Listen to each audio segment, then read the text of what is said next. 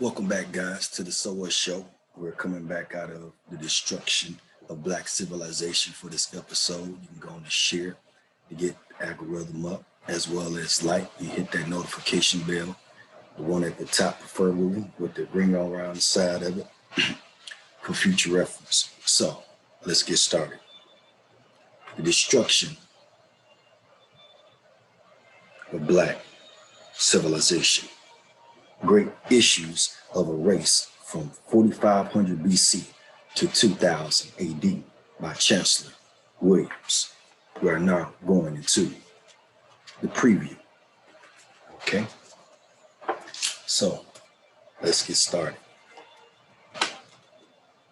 This work is a summary of the 16 years of research and field studies which were intended for a 2-volume history of the African people. And if you don't know who the African people is, we're about to start getting into some stuff on this one. Let me get ready to share my screen.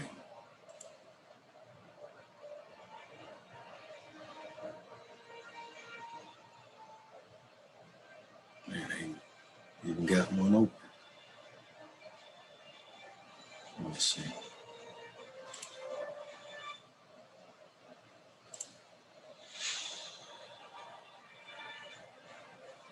Come out of here. Okay.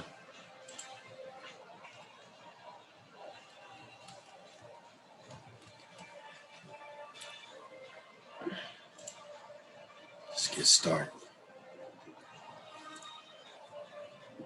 African people. The writing plan for the 2 volumes would have required at least another 5 years, even if the serious impairment of my vision had not occurred.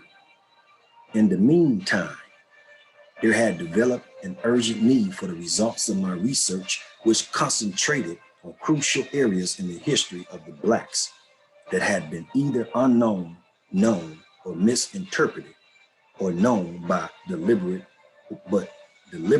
ignored. Now you see Africans. So let's look at Blacks. Is there really a difference? Let's see if Google thinks it's a difference. It look like it. Right here. Right here. So let's keep going. Misinterpreted or known but deliberately ignored. My own history classes were only a part of the rebellion against the only kind of textbooks available. It was a general rebellion against the subtle message from even the most liberal white authors and their Negro disciples. Now, we're going to look at some white authors, so we're going to see what's the difference going on here. Okay? And their Negro disciples. Negro disciples. Let's see what Negro.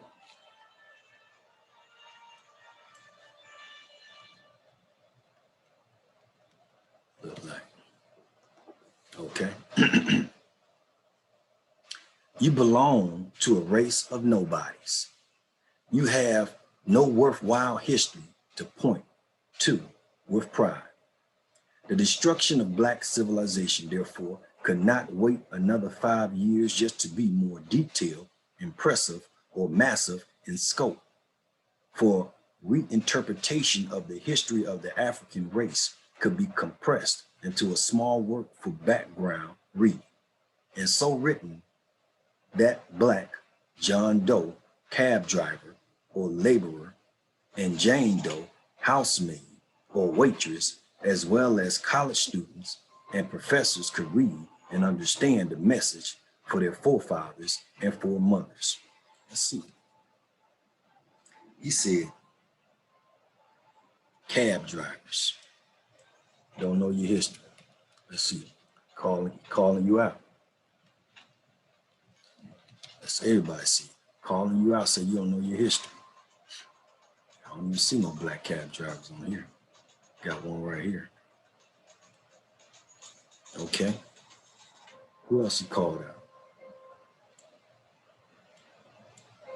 Cab drivers, laborers. So you don't know your history.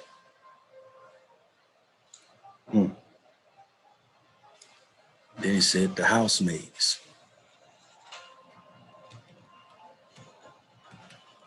You don't know your history.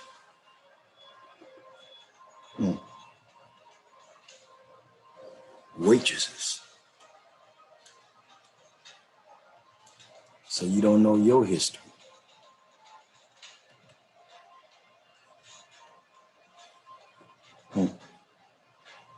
College students. You don't know your history.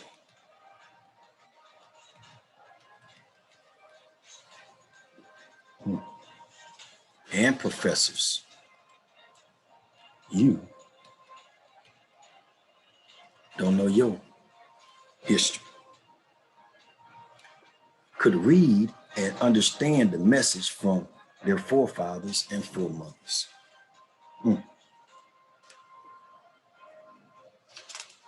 Interesting. Origin and development of study. In a small town surrounded by cotton fields in South Carolina,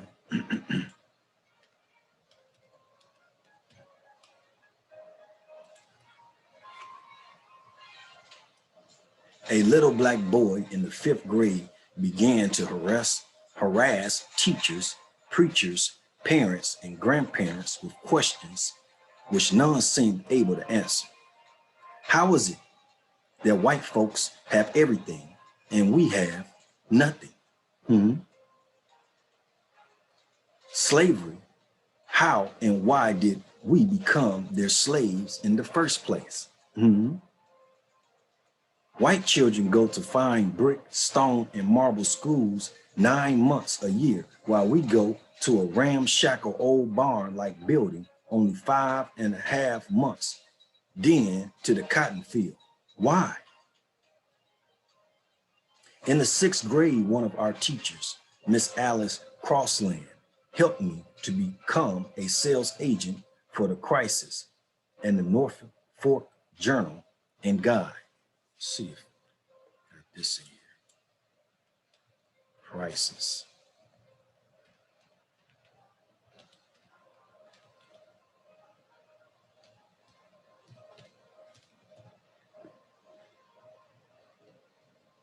Crisis and Norfolk and the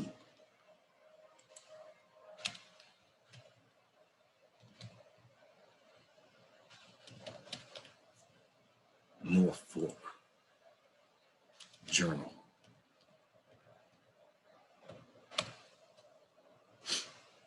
I don't see it. Not at all.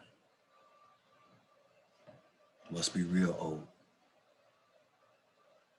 This was like turning on the floodlights of heaven for the books on our race. Listed on the back pages of the Crisis.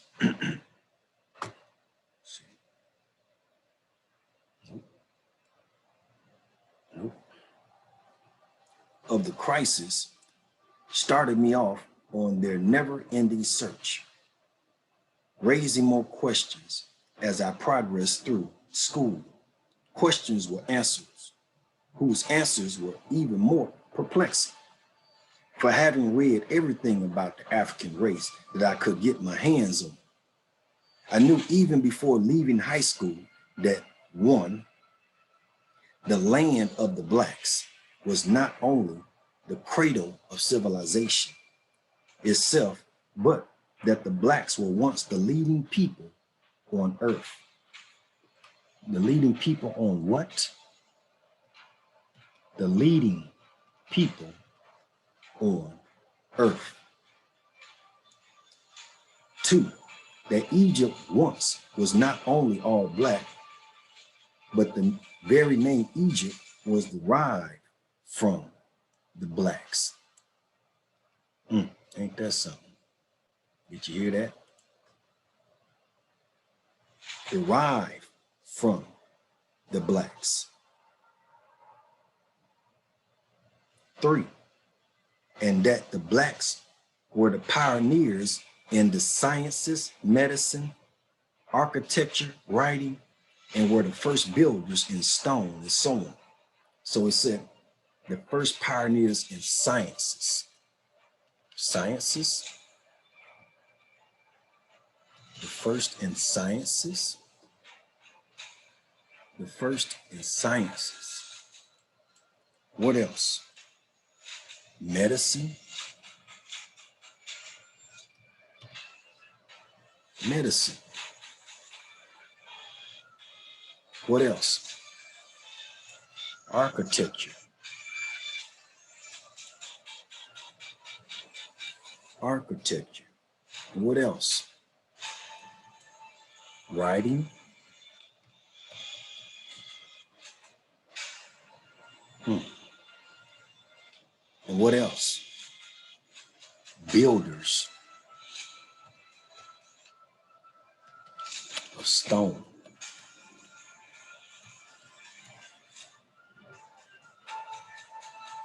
Okay. And so on. The big unanswered question then was what had happened. I'm like a little ant today. We up in the grass. You know, study the ants. How was this highly advanced black civilization so completely destroyed that its people in our times and for some centuries past have found themselves not only behind the other peoples of the world, but as well the color of their skin a sign of inferiority, bad luck, and the badge of the slave, whether bond or free. And since I had learned that whites were once enslaved as generally as any other race, who was enslaved? Whites. How did it come about that slavery was finally concentrated in Africa on blacks only? In short, no books or other studies in high school and college answered or gave clues to answers to the problems that puzzled me the most. But no matter what the factual data were, all the books written about blacks by their conquerors reflected the conquerors' viewpoints. Nothing else should have been expected. And considering how thoroughgoing was the capture of the minds of the blacks, the capturing of the what? Minds of the blacks. It is really not surprising that so many Negro scholars still faithfully follow in the footsteps of their white masters. Not just a white person, a what? White master. Well, let's go and put it right. There. I was convinced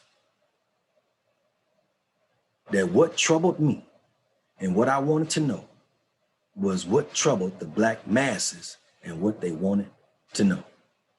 We wanted to know the whole truth, good and bad, for it would be a continuing degradation of the African people if we simply destroyed the present system of racial lies embedded in world literature only to replace it with glorified fiction based more on wishful thinking than on the labors of historical research. My inquiry, therefore, was concerned with black civilization alone. What the blacks themselves achieved independently, or either Europe or Asia, or either who? Europe. Europe or Asia. Okay? Interesting. My inquiry, therefore, was concerned with Black civilization alone, what the Blacks themselves achieved independently of either Europe or Asia. This was an entirely new approach to the study of the history of the Blacks. It meant, first of all, segregating traditional African institutions from those later influenced by Islamic Asia. Islamic Asia. Okay? And Christian Europe. Christian Europe. In this way, and in no other, we can determine what our heritage really was, and instead of just talking about, quote, identity, end quote, we shall know at last precisely what purely African body of principles, value systems, or philosophy of life gradually evolved from our own forefathers over countless ages. And we will be able to develop an African ideology to guide us on. In other words, there can be no real identity with our heritage until we know what our heritage really is. It is all hidden in our history, but we are ignorant of that history. We have been floating along, basking blissfully in the sunny heritage of our peoples. My research was a quest for some specific answers to very specific questions. Some of these were: 1, how did all Black Egypt become all white Egypt? What? How did all Black Egypt become all white Egypt? Okay. How? Note at this point that mulattoes were classified as white in Egypt, all North Africa, and the Middle East, a fact that still confuses Blacks in the United States, where the very opposite policy was adopted. 2, what were some of the specific details in the process that so completely blotted out the achievements of the African race from the annals of history? Just how could this be done on such a universal scale? 3, how and under what circumstances did Africans, among the very first people to invent writing, lose this art almost completely? 4, is there a single African race, one African people? 5, if we are one race or one people, how do you explain the numerous languages, cultural varieties, and tribal groupings? 6, since, as it seemed to me, there is far more disunity, self-hatred, and mutual antagonism among Blacks than any other people, is there a historical explanation for this? 7, and how, in puzzling contrast, is the undying love of Blacks for their Europeans and Asian conquerors and enslavers explained? For their love for who? For the European people. European people, their love for the European people and their Asian people, okay? Which are their conquerors and enslavers explain. How, in puzzling contrasts, is the undying love of Blacks for their Europeans and Asian conquerors and enslavers explained? These questions, along with those stated earlier, constituted the core problems for 16 years of study. And while the outcome did not eventuate in the more detailed work as planned, I think I succeeded in summarizing the most significant highlights of my findings in the chapters which follow this preview. Origin and steps in the study. Origin and steps in the study. Hold on just a second.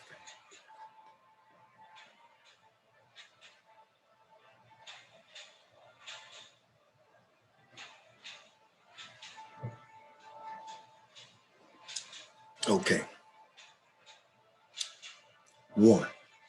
Review of world history. Believing that the history of the race could not be understood if studied in isolation, I began a slow and deliberately unrushed review of European history.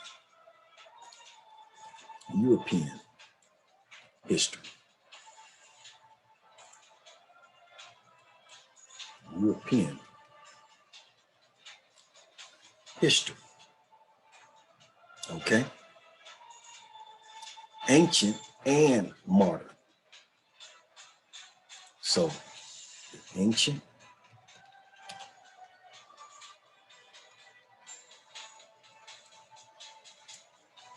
and modern.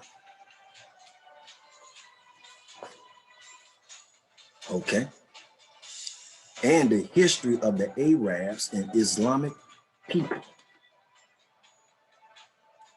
The Arabs.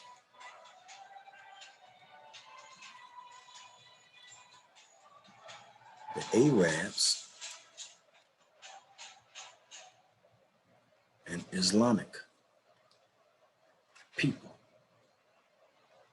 I say, quote, review, end quote, because by 1950, I had already studied and taught in the 3 fields of American, European, and Arabic history, a most fortunate circumstances for the task ahead. 2, began the formal study of Africa and Europe. I did not know how very wise this was when the decision was made, for I did not then know that Europe and Asia had been hauling out of Africa over the centuries. Just about all of the historical materials I needed to see and study at the very outset. Certainly, I knew from reading all about the rape of Africa, but to know the scale on which this was done, one must see at least some of it in Europe with his own eyes and be amazed. The museums in various cities of the European colonial powers are the repositories of much of African history. Let's look into that.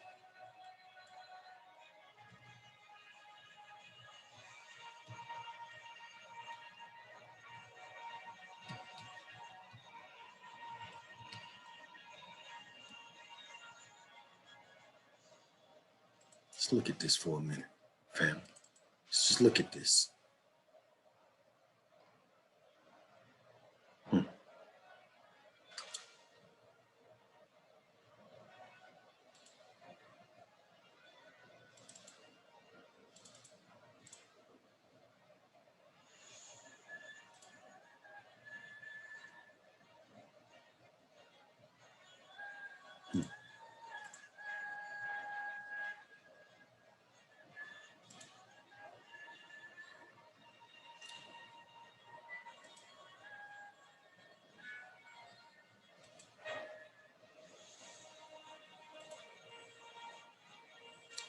This kind of remind you of that Killmonger part right here.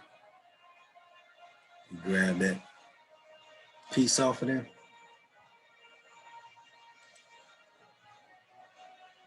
Look at this. Just it came and took all our history.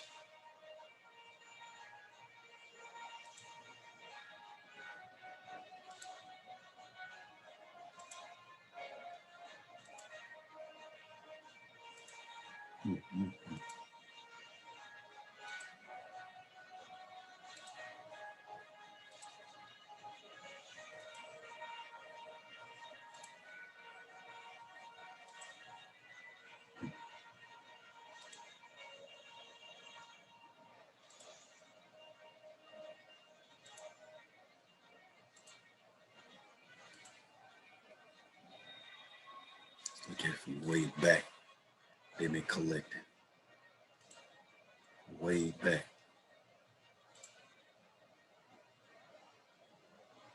Collecting.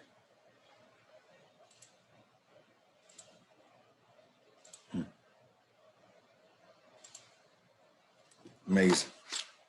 Let's keep going.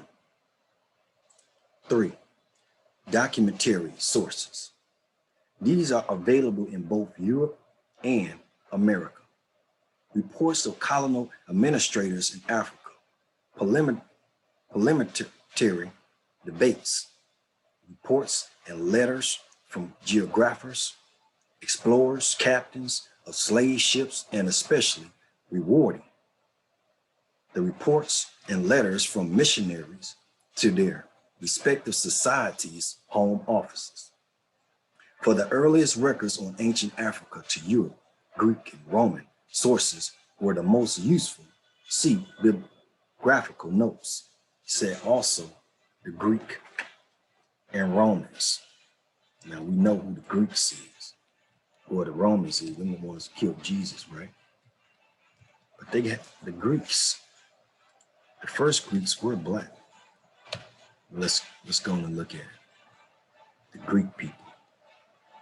This is what considered the Greek people today for Google. Google is stupid. But let's keep on going. Greeks and then Roman people. Okay. And we taught them everything they know, the Greeks and the Romans. Let's keep going. 4, field studies. The field studies covered 2 years of work in Africa. In Africa. Okay. Armed with a solid background in written documentaries, the primary concern then turned to oral history and developing methods of historical criticism applicable to it. Several chapters would be required just to detail the methods and procedures in this relatively new and rewarding field of oral tradition. Every region of Black Africa was covered. 26 nations in East, West, Central, and South Africa, and 105 language groups. Scope of the study. Scope of the study. We began in the lands bordering the Mediterranean. Okay, the lands bordering the Mediterranean. Okay, on the north and extending southward on both sides of the Nile below in the 10th parallel, thus including Axum.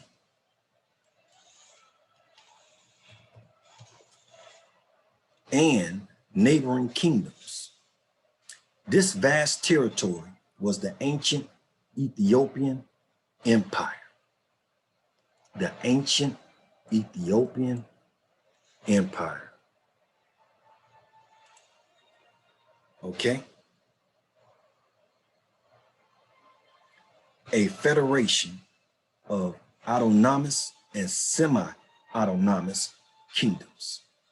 The study began here, importantly, because this was the heartland of the African race, where evidence of the first Black civilization is still to be found despite all centuries of efforts to destroy it. From the researcher's viewpoint, the most important part of the investigation was the beginning of the task of singling out and clearly setting forth the precise nature of Africa's own independently developed civilization. A constant wide study of the traditional customary laws of the Blacks, for example, enabled us to learn for the first time that a single constitutional system prevailed throughout all Black Africa, just as though the whole race, regardless of the countless patterns, lived under a single government. A similar continent-wide study of African social and economic systems through the millennium revealed the same overall pattern of unity and sameness of all fundamental institutions. Fundamental institutions. That there is a historical and fundamental basis for real brotherhood. And unity of the Black race could not have escaped the notice of all of those Europeans who have been investigating and writing about Africa over the years. It could escape from who? Not noticing?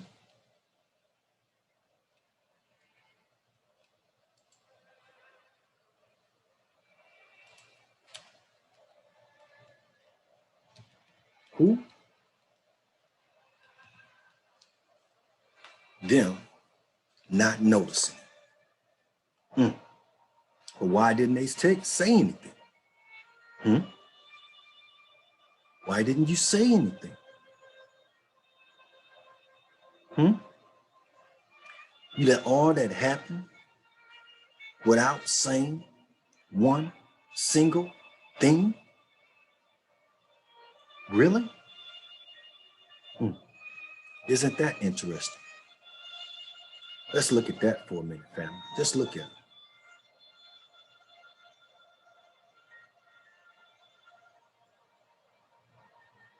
Okay, but they are shrewd. Massive Black unity will be massive Black power, which, of course, will reduce white power and its domination of the earth.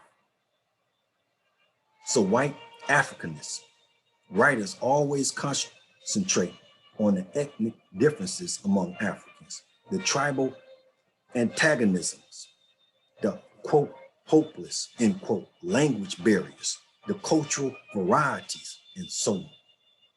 They even make a separate, quote, ethnic, end quote, group of their own mulatto offsprings from Black women by classifying them as, quote, white, end quote, in some areas and, quote, colored, end quote, in others. Hence, a system of thought and practices was developed and superimposed on an already divided race to keep it permanently divided. No one can deny that in this effort too, the whites have been most successful. We have presented in chapter 4 enough of the traditional African constitution. The what? African Constitution. Construction, I didn't say construction. Constitution. Yeah, that. African Constitution and the fundamental rights of the African people to serve as specific beginning points for the identity and the discovery of the heritage we talk about without any definite frame of reference. The fundamental rights of African people. Let's look at that. The fundamental rights.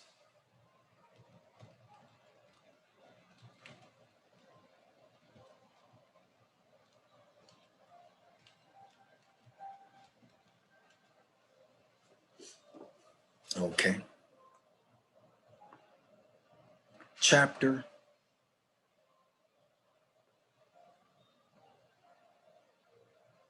7 views the long drawn out migrations as continent-wide movements that help to explain many of the most important factors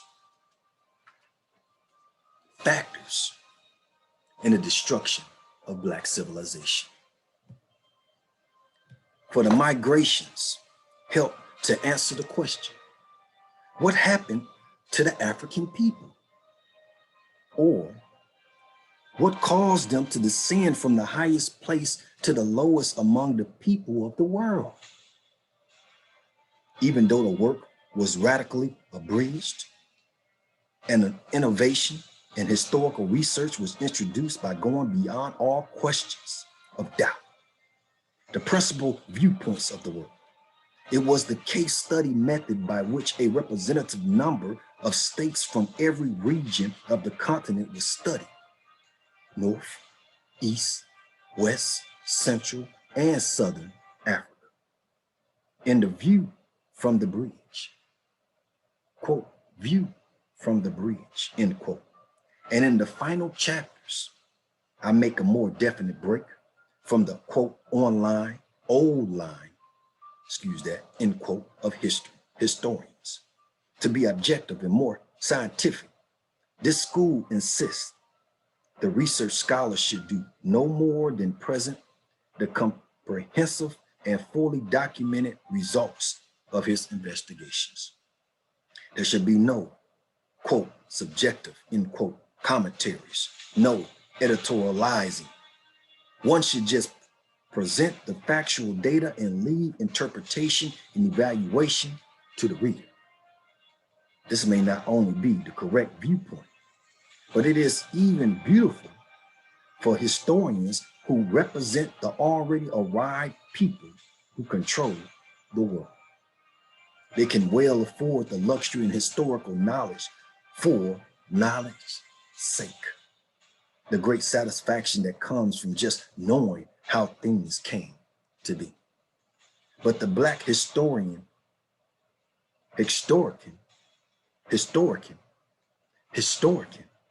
member of a race under perpetual siege and fighting, an almost invisible war for survival, dare not follow in these footsteps of the master.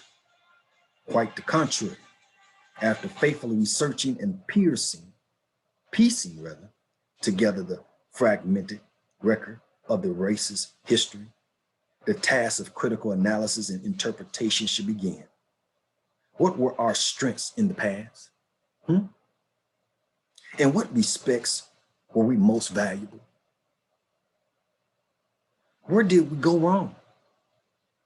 All of this, like the study of history itself, must be for the express purpose of determining what to do now.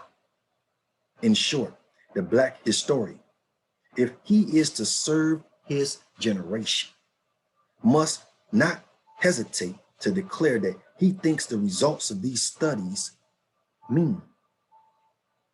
For even when our history shows us where we have been weak, it is also showing us how, through our own efforts, we can become strong again. The quote, white, end quote, Arabs. Okay, about to go into the white Arabs.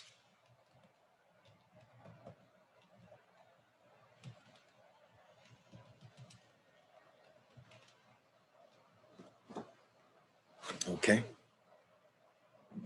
The relentless searchlights of history were turned on the roles played by both Islam and Christianity in the subjugation of the Blacks. This confused many and outraged those who did not pause to distinguish evil men who use religion to disguise their real aims. The unthinking Muslim or Christian will likely believe that his religion is being attacked rather than those conquerors and enslavers who disgraced it in covering their drive for wealth and world domination. Blacks in the United States seem to be more mixed up and confused over the search for racial identity than anywhere else. Hence, many are dropping their white Western slave masters' names and adopting not African, but their Arab and Berber slave masters' names. Berber? Let's look that up.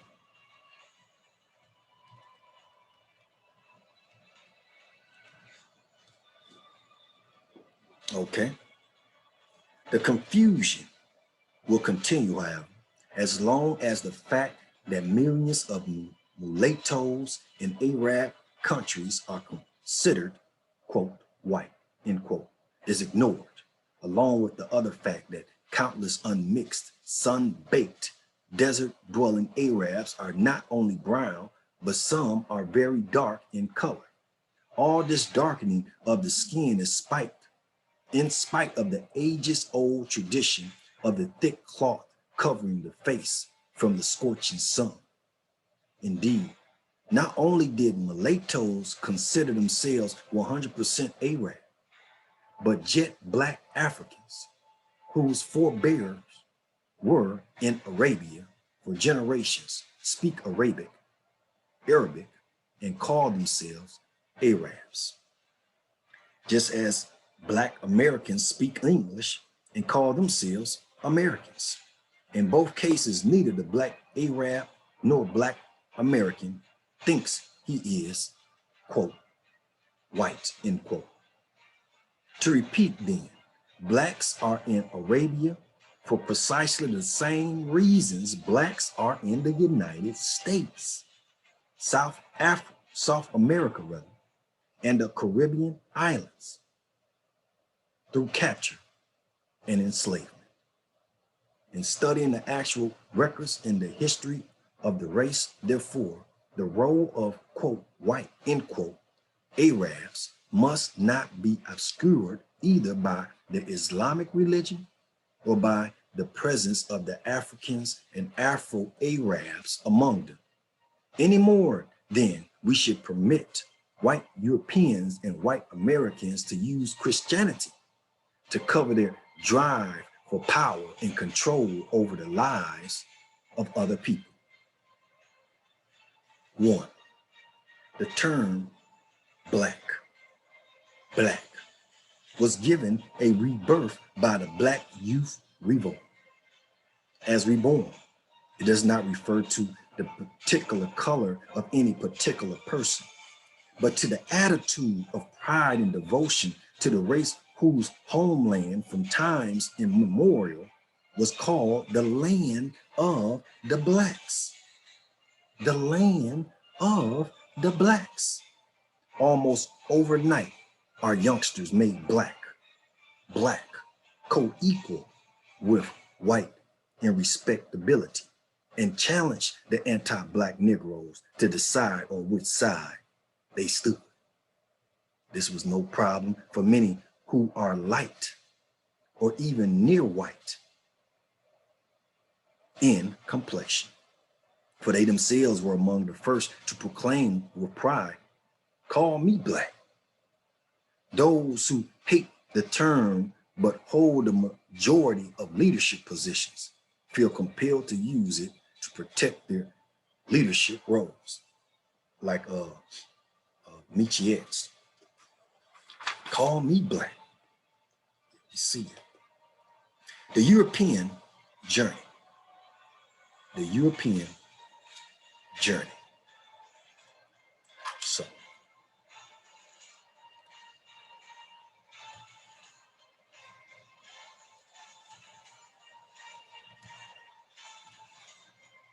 my spelling is off. I ain't been in school in years. Let's do this.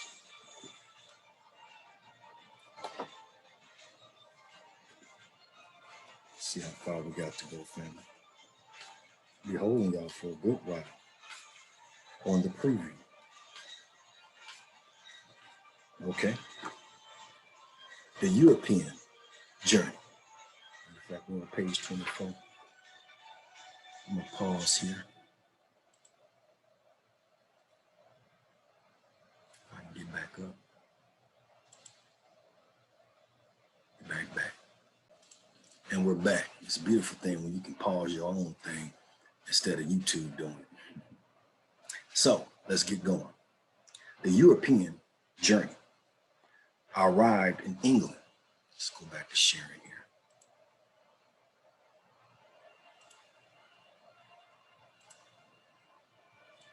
England.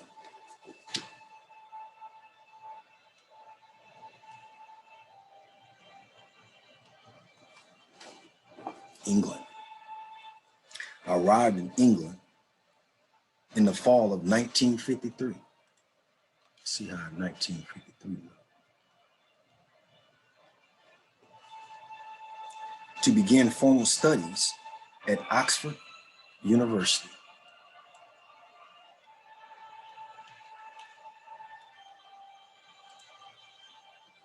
Okay. Primarily through the Institute of Colonial Studies and at Road House, which might be more properly called Africa House. I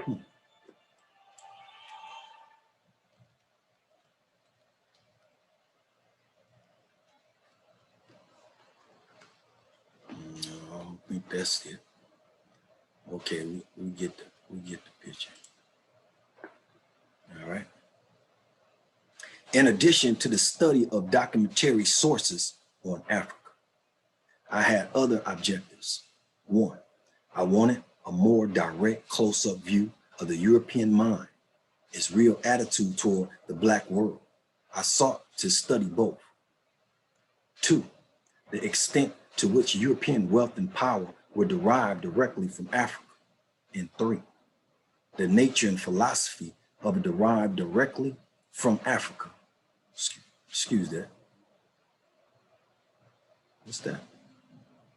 Three, the nature and philosophy of a European education that was shaping and determining the mentality of Africans. I was already fully aware of the disastrous effects of the white American educational system on Black Americans who, not having any other frame of reference, had to adopt the ideologies and viewpoints of whites in order to survive, even when those viewpoints were against them. This meant visiting various classrooms in elementary and secondary schools, teacher training institutes, and classrooms of lectures and professors in a selected number of colleges and the universities. These were not look in and leave visits, but all-day studies at the schools, remaining throughout the period of the classrooms and talking with students, teachers, and principals thereafter. In such a study, one learns very quickly that the textbooks and other works describing education do not tell the same story as the schools in action tell. 4, finally, I wanted to know, and again from direct study, exactly what made Oxford probably the greatest university in the world. What were the specific elements of that greatness? Was great teaching a factor? And if so, who were the great teachers? And what made them great teachers? From just the foregoing aims of the study, it must be obvious that I was still examining various aspects of the probable reasons why whites became the masters of the globe in both France and England. Let's check out France. France? Yes, France. In both France and England, I found that the system of education fostered a new kind of aristocracy. Aristocracy of the educated college graduates constituted new upper classes. The son of a carpenter or railroad conductor became estranged from his family and former friends upon receiving his university degree. A case in point was J.L. a young Englishman in my college at Oxford, Lincoln, who was one of my close friends there. He refused to go home during any of the long vacation breaks because, to quote him, "I can no longer associate with my family and old friends. I wouldn't know how to talk to them. We have nothing in common now, you know." This British and European philosophy of education fitted and ideally with those Africans from the continent and elsewhere who, unlike JL, came to Europe from the privileged class at home. Some of those studying in England became more British than the British. Just as many from what was French West Africa became more French than the Frenchmen. The first tragedy to note about the effects of this class education on blacks is that it further reinforced colonialism's policy of perpetual disunity in Africa and elsewhere.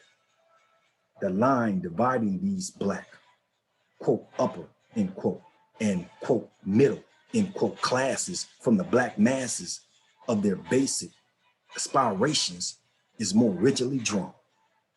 And this superior class mentality becoming even more crystallized since independence is an almost certain guarantee of future uprisings on a scale never seen.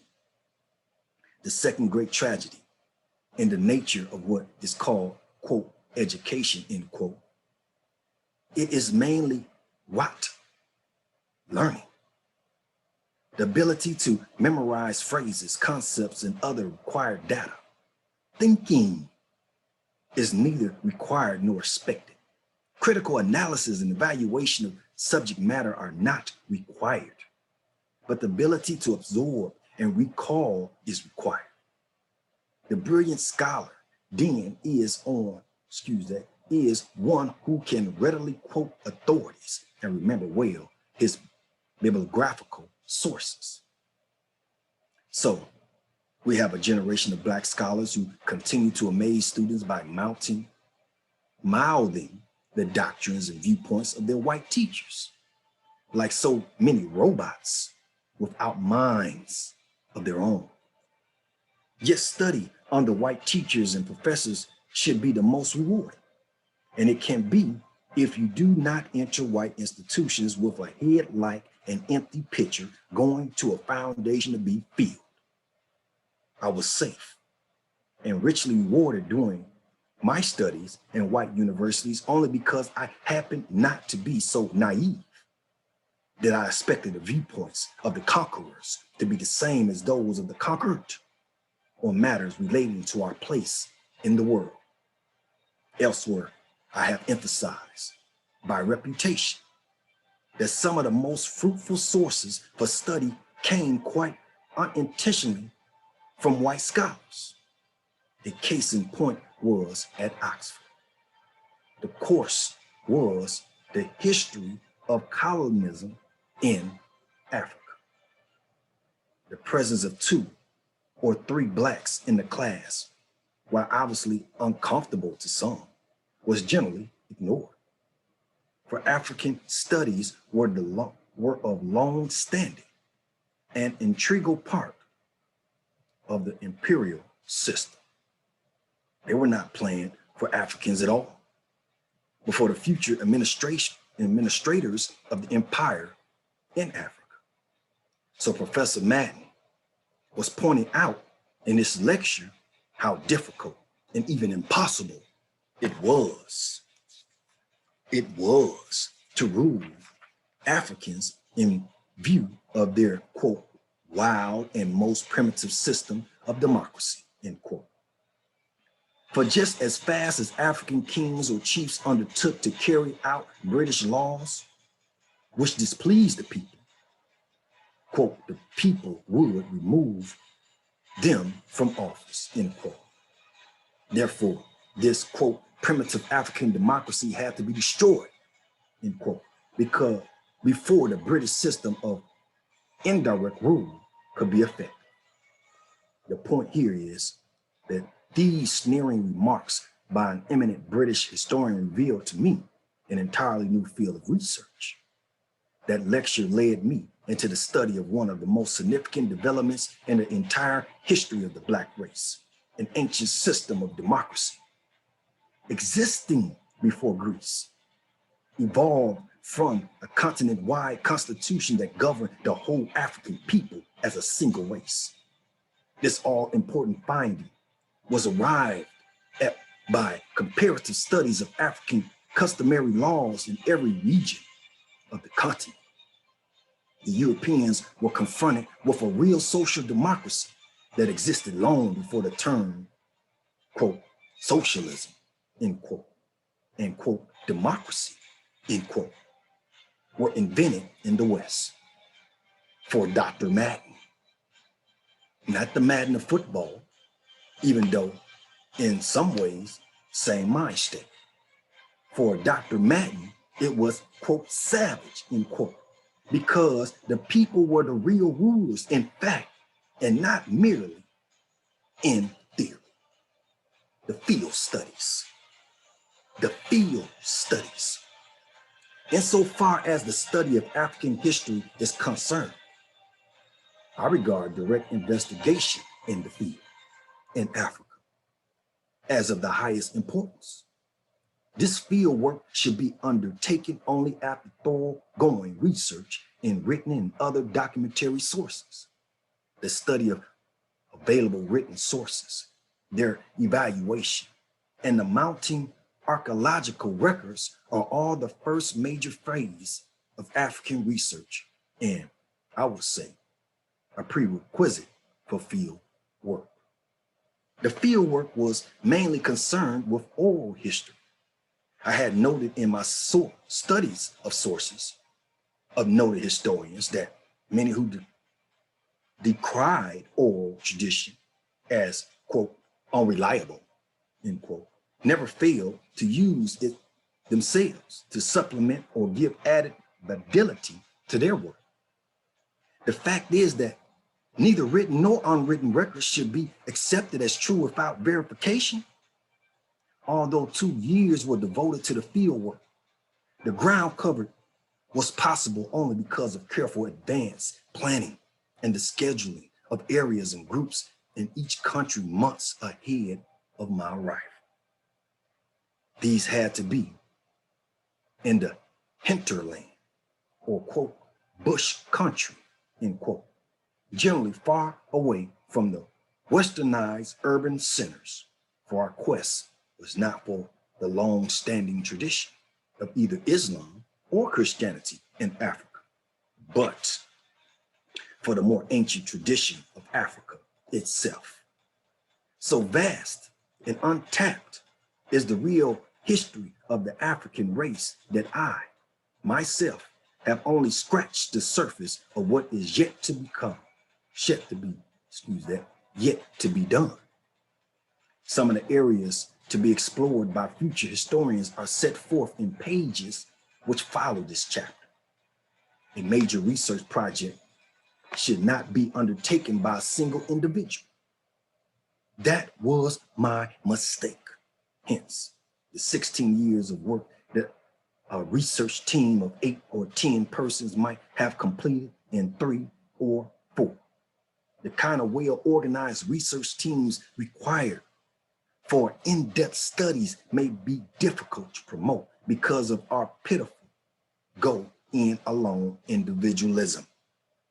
A research project such as mine should have a team of highly trained experts from the fields of history, archaeology, anthropology, medicine, linguistics, tropical agriculture, political science, and so on.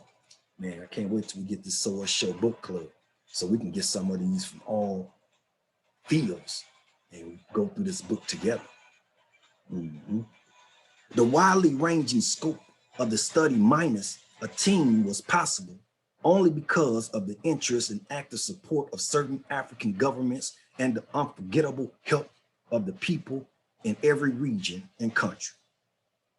For all kinds of help was needed.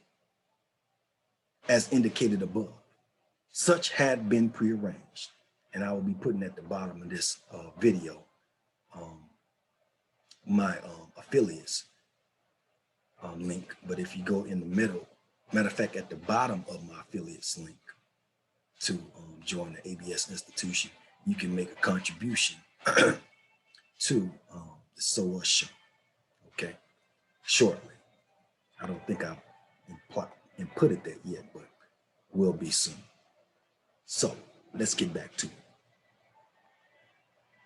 The widely ranging scope of the study minus a team was possible only because of the interest and active support of certain African governments and the unforgettable help of the people in every region and country.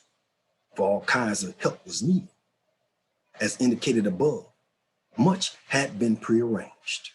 The United States Department of State had notified the American embassy in each country that I was coming, requesting our ambassadors to give any requested assistance, excepting the Sudan. Let's look up the Sudan. Excepting the Sudan, where embassy officials appeared to be under some kind of fear. The embassies everywhere were all out to be helpful. The embassies had the very important work of making the advance arrangements for trips into the interior through the appropriate ministries in each country. These, in turn, had to contact the various provincial governors or district commissioners who had to make living and conference arrangements with village chiefs, elders, the keepers of oral traditions, and other specified groups. The amount of time all this advanced work saved for the study itself is obvious. But volunteer work of our African brothers who accompanied me into the field was what I referred to above as, quote, unforgettable, end quote. Some of them were teachers who, as in the case of my previous field work, 1956 to 1957, had secured leave for the purpose without any trouble at all. Indeed, even the people we call, quote, illiterate, end quote, had that storehouse of wisdom, which made it easy for them to understand that I was working not for myself, but for them, for the whole Black race. I am trying to make it clear here that although I did not have the kind of research team referred to above, many people, some 128 in number, participated in this work and made the outcome possible. So when at various places I say, quote, we, end quote, it is not the editorial or royal, quote, we, end quote, but reference to all the individuals and groups that actually worked on various parts of the study. However, I had to decline the services of many highly recommended Africans because of their, quote, upper class, end quote, attitudes toward the common people. For I had learned quite early that the people in the interior can spot the arrogant, end quote, superior, end quote, African, just as easily as they recognize the arrogant and, quote, superior, end quote, white investigator. They will give answers to questions readily enough, but not the right answers. I therefore selected only those whose heartbeats seemed to be turned to the heartbeats of the great common people for whom all of us came. The interpreters were generally assistants who spoke 2 or 3 languages of the country.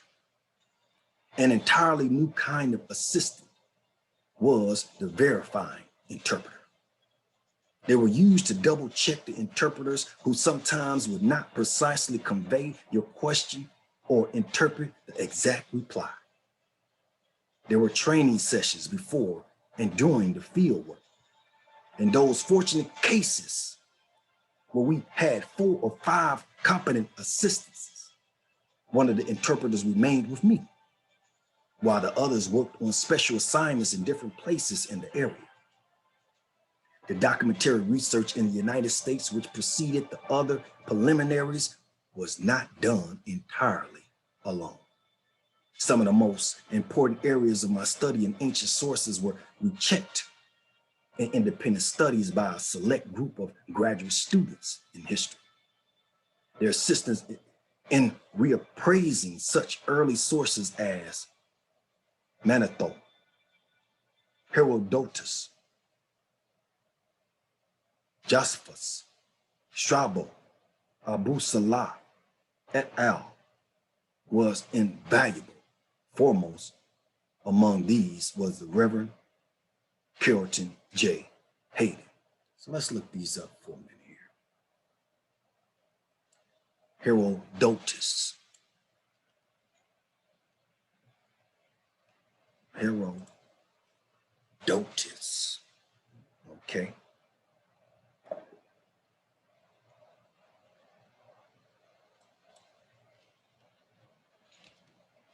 Josephus. Okay. Excuse me. Strabo. Okay. Abu Salah.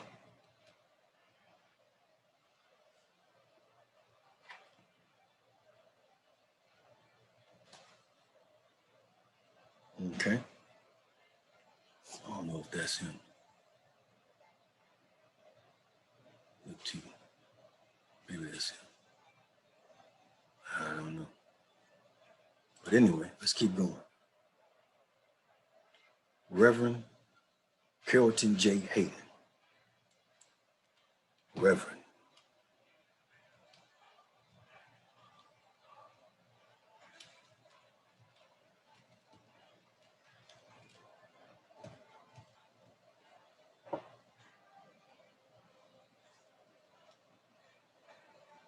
I ain't spell it right.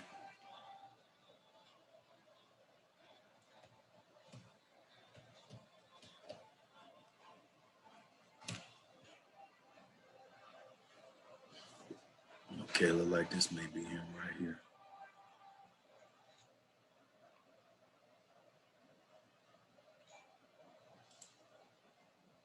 Yep, that's him.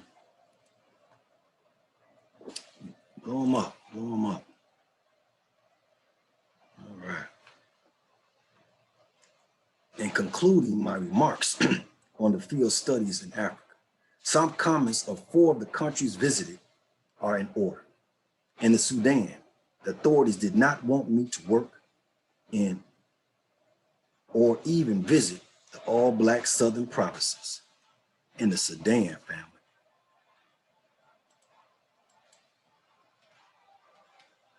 In the Sudan. Look at it.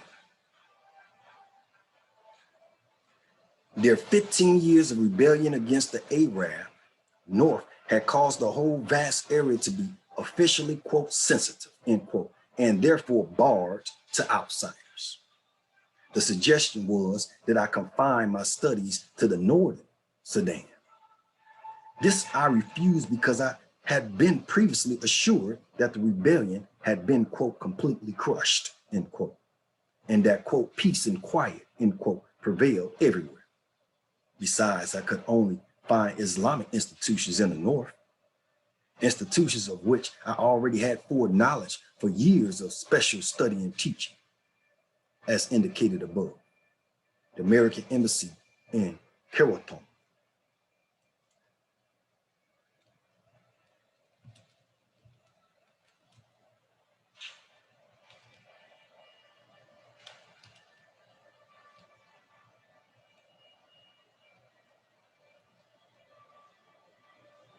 is that how it's called?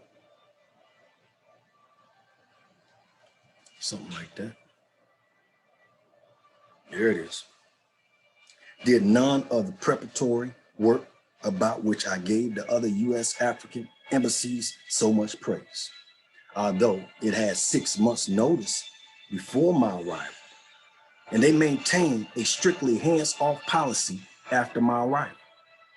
I, therefore, prepared to leave at once, but announced that I did not beg to study anywhere, and that the would learn that this was the only African state where an African scholar was born. The Ministry of the Interior reacted swiftly. Not only was permission quickly granted to do field work in the South, but all the necessary arrangements were made with dispatch. This included establishing my southern headquarters at Malakal.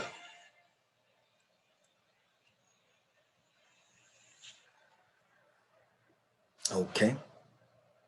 The simple fact was that while they were quite familiar with European research people roaming freely all over the country, are black doing field studies in the Sudan was a phenomenon indeed. Something like a phenomenon, something like a phenomenon. Ethiopia.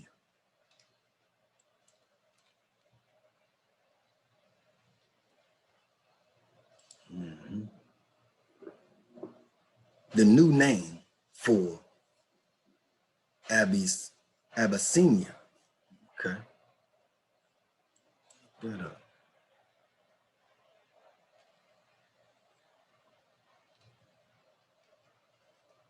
The new name, like the Republic of the Sudan, is also ruled by people of mixed blood who not only do not consider themselves African by race, but who maintain a privileged class society based upon color. To them, all black-skinned Africans are Bantu.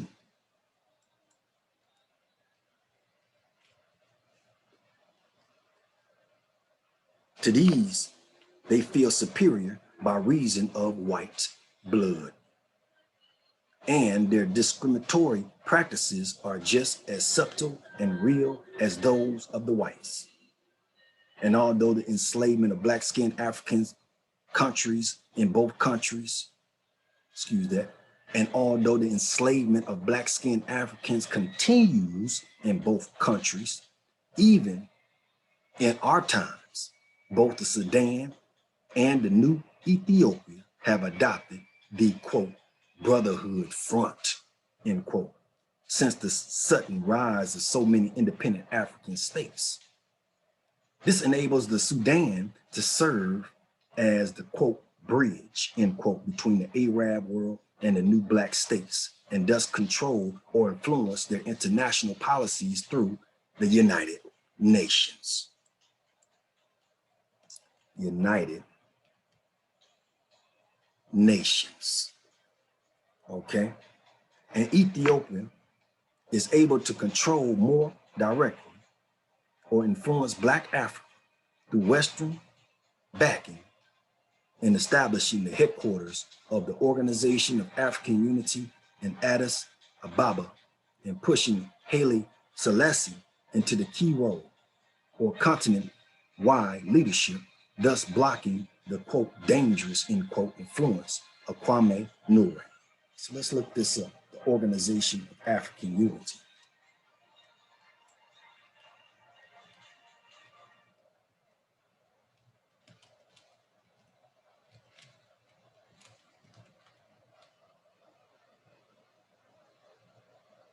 Okay, in Addis.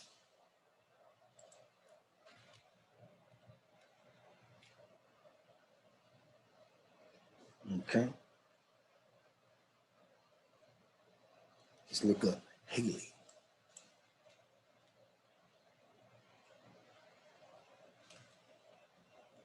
Selassie. Okay. What's that?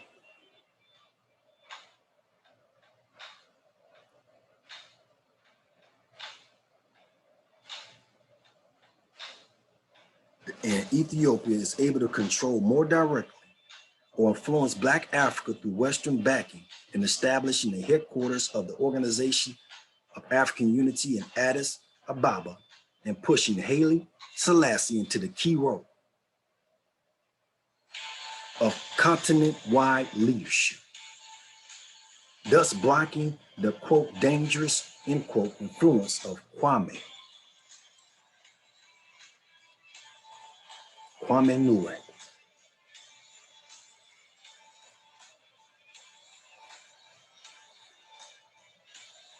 No, that's Kwame Nkrumah. It is thus blocking him. It is because of my steadfast refusal to either skip or gloss over these aspects of the historical record that I am criticized by many, quote, Negroes, end quote, and I know exactly when to use this term. And now southward to the four white ruled lands where hostility to a black face was fully expected. Rhodesia,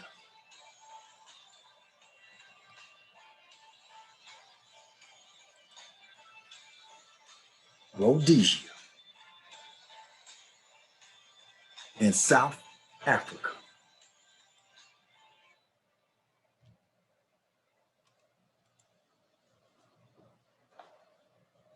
Long before reaching South Africa, I was told that I might as well skip Rhodesia, and that even if I was admitted into South Africa, I would not be permitted to work. But Rhodesia, to the surprise of just about everyone, pulled out all stops as though it had resolved to outmatch all the black states in amenities and various kinds of assistance beyond all expectations or needs. There was the usual press conference, followed by front page headline coverage of my mission.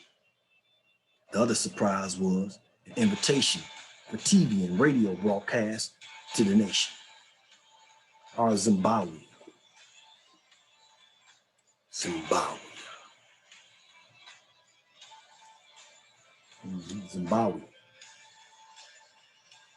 Our Zimbabwe friends were somewhat suspicious of the motives behind all of this red carpet treatment for Black Americans, especially when it continued after my uncompromising replies to questions on a TV broadcast panel session. The Ministry of the Interior had an interpreter flown 300 miles to join me when I visited this particular language group, the Ndebele.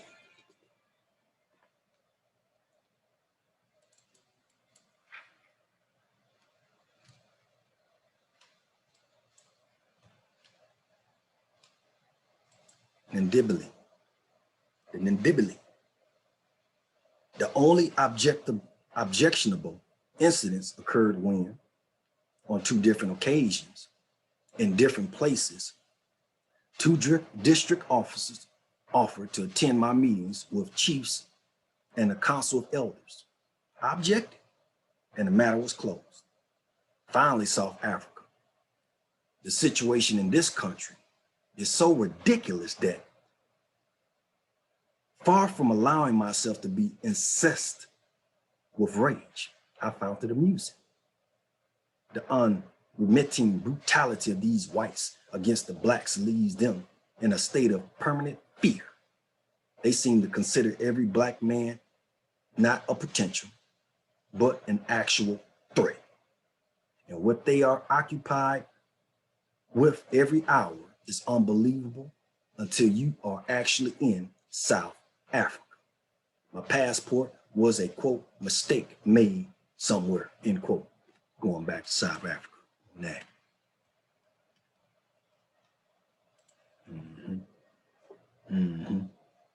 Yeah. Mistake, huh? Say a mistake.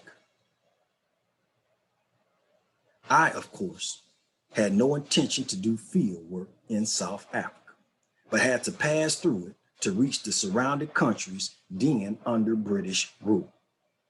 No one at all was supposed to be barred from passage to and from these countries, but it required the action of the U.S. ambassador at Pretoria and an angry American Consul General at Johannesburg to free me from the airport room where I was held and checked on every 30 minutes.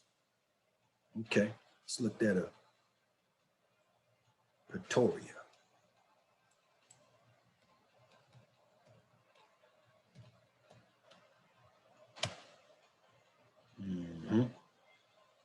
Pretoria and Johannesburg.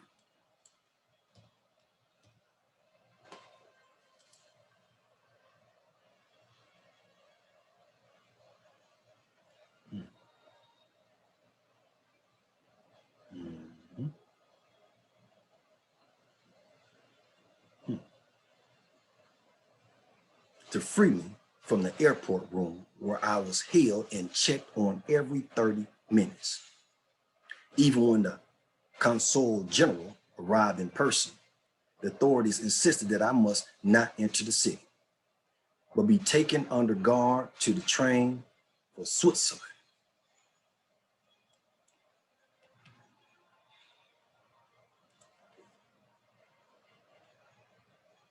It ain't Switzerland, it's Switzerland.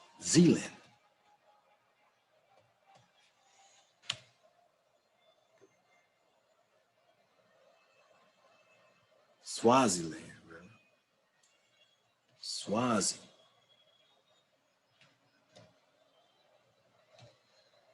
Swaziland.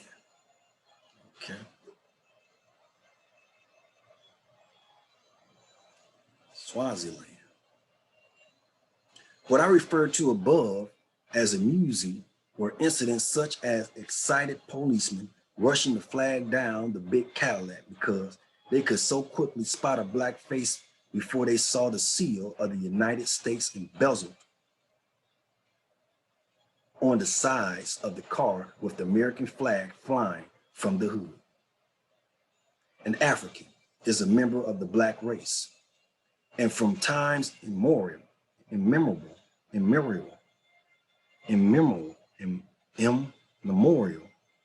he was known as such by all peoples of the world. Throughout this work, the term refers to blacks only. It should be noted also that I write about the African people, not African peoples, as Western writers do. I am dealing here with essentially one people, one, quote, race, end quote, if you please. The African race in ancient times, quote, African, end quote, and Ethiopia meant the same thing, a black. This, of course, was before the Caucasians began to reorder the earth to suit themselves and found it necessary to stack their birthright over the land of the blacks also. If you don't know what a Caucasian person is, you know, some people are like, what the heck is a Caucasian? A Caucasian.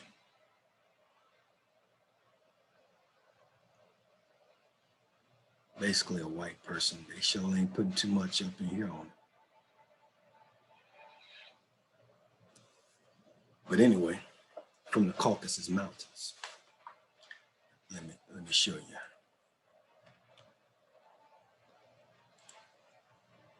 There. Okay. For therein may be found many clues that lead to a better understanding of the history of blacks and how the systematic, we're down there. Let's go back up. This, of course, was before the Caucasian began to reorder the earth to suit themselves and found it necessary to stack their birthright over the land of the blacks also. In line with this, some Western historians have recently wondered where the Africans came from. The reasons given for beginning formal studies of Africa at Oxford implied much more than was stated. Reference was made to study the, quote, Caucasian, end quote, mind. For therein may be found many clues that lead to a better understanding of the history of blacks and how the systematic black out of significant portions of that history occurred.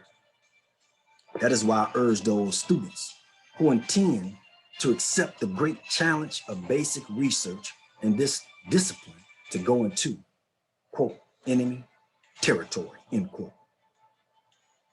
Linger there, study and critically analyze their lectures and their, quote, scholarly, end quote, writings, for they are some of the most rewarding sources for African history, precisely because in shrewdly attempting to delete, disguise, or belittle the role of Blacks in world history, they often reveal the opposite of what was intended. They are fruitful sources of unconscious evidence, supplying the very evidence they thought to suppress, or recording facts, the significance of which they were totally ignorant. A fairly good example is the written account of a European explorer in East Africa. He was outraged because he and his party had to wait 2 weeks to present a request to explore the country to the African king, the Black autocrat. The account went on, had the presumption to keep white men waiting. Italic's mind, in order to show his people how high and mighty he was. The whites were denied even a brief audience, while the king would quickly receive any Black that wandered in from the countryside. Now the explorer, without knowing it, was actually reporting how African democracy worked and how it had been working before there was an Athens or Greece, where Westerners think democracy was born. Let's look up Athens.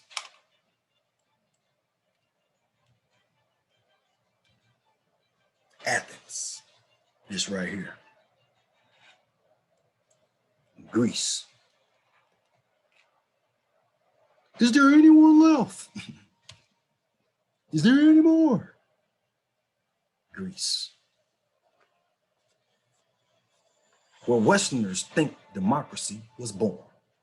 The explorer would have been surprised to know that, one, quote, king, end quote, in Africa meant something entirely different from what it meant in Europe and Asia. Two, that this Black king, far from, quote, putting on airs, end quote, did not have the right to receive them, even socially, without the presence of at least 3 senior elders. 3, that to consider a petition to conduct exploration in the country, the full council of state had to be called, and that this could not be done by the king without the advice of the first minister, who happened to be on tour when the explorers arrived to the capital. 4, and that the, quote, old Blacks, end quote, they saw, quote, wandering in from the countryside, end quote, and immediately given audience. Were the counselors who had been summoned, some from different provinces, to pass on their request to explore. They were direct representatives of the people. The voice of the king was in fact the voice of the people, without which he could not act on any matter of importance or even talk alone with strangers. It should be clear, therefore, that our guidelines for research must lead to a critical analysis of all sources, whether original, secondary, or oral. In particular, we should seek out those works with the special mission to, quote, prove, end quote, the superiority of, quote, whites, end quote, by, quote, proving, end quote, the inferiority of Blacks, all in language so subtle, scholarly, and scientific that to the uncritical mind, their truths seem self-evident. But it is also noteworthy that while the most hostile racist writers usually prove that very opposite of what they intended, Their works inevitably contain useful factual data that must be accepted. Indeed, it is doubtful whether anyone, even a devil, I don't call them devils, even an enemy, could write a book completely devoid of truth. Research in African history is more tedious, laborious, and time-consuming than that in other suppressed fields. For in developing the, quote, underdeveloped, end quote, history of the Blacks, one has to explore the most unlikely sources for a fragment here and a fragment there, and in the works and in works in no way concerned with African history, and just as often without any kind of history. Sometimes it is a paragraph or two in an explorer's account. At other times, significant items may be found in the numerous missionary reports to the Home Office, explaining the mission's task, but also the native institutions to become, to be overcome. All of these may be valuable and most valid sources precisely because they were not intended to be such at all. The writers were detailing bigger European interests. Any reference to Africans were merely incidental to larger purposes. Just piecing all these fragments together could be a research field by itself. In my work in European and American history, I ran into no such problems, and the research tasks were easier. In Egyptian history, to give a final example of Caucasian roadblocks to be overcome, let's go back to Egypt.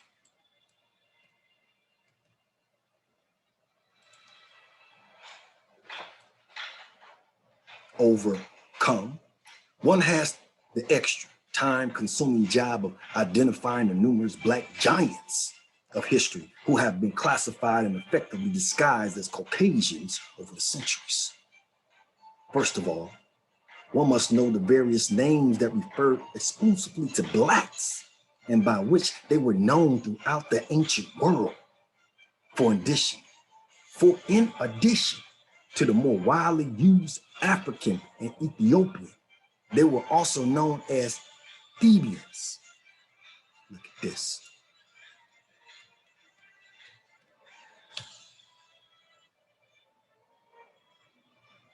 Thebians, Libyans. Got all look like all white on that one.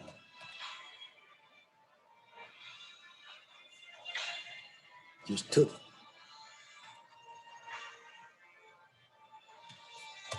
Libyans. All right. Tenites.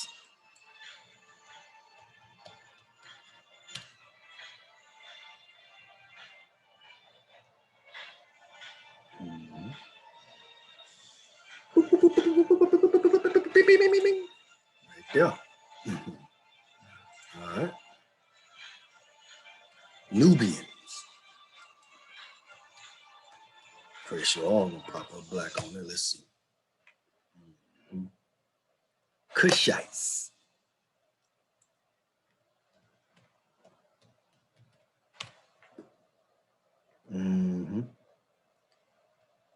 Memphites.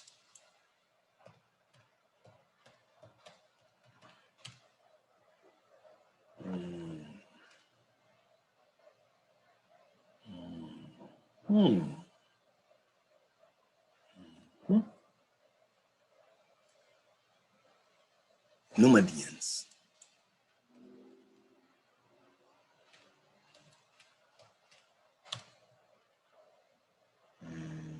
And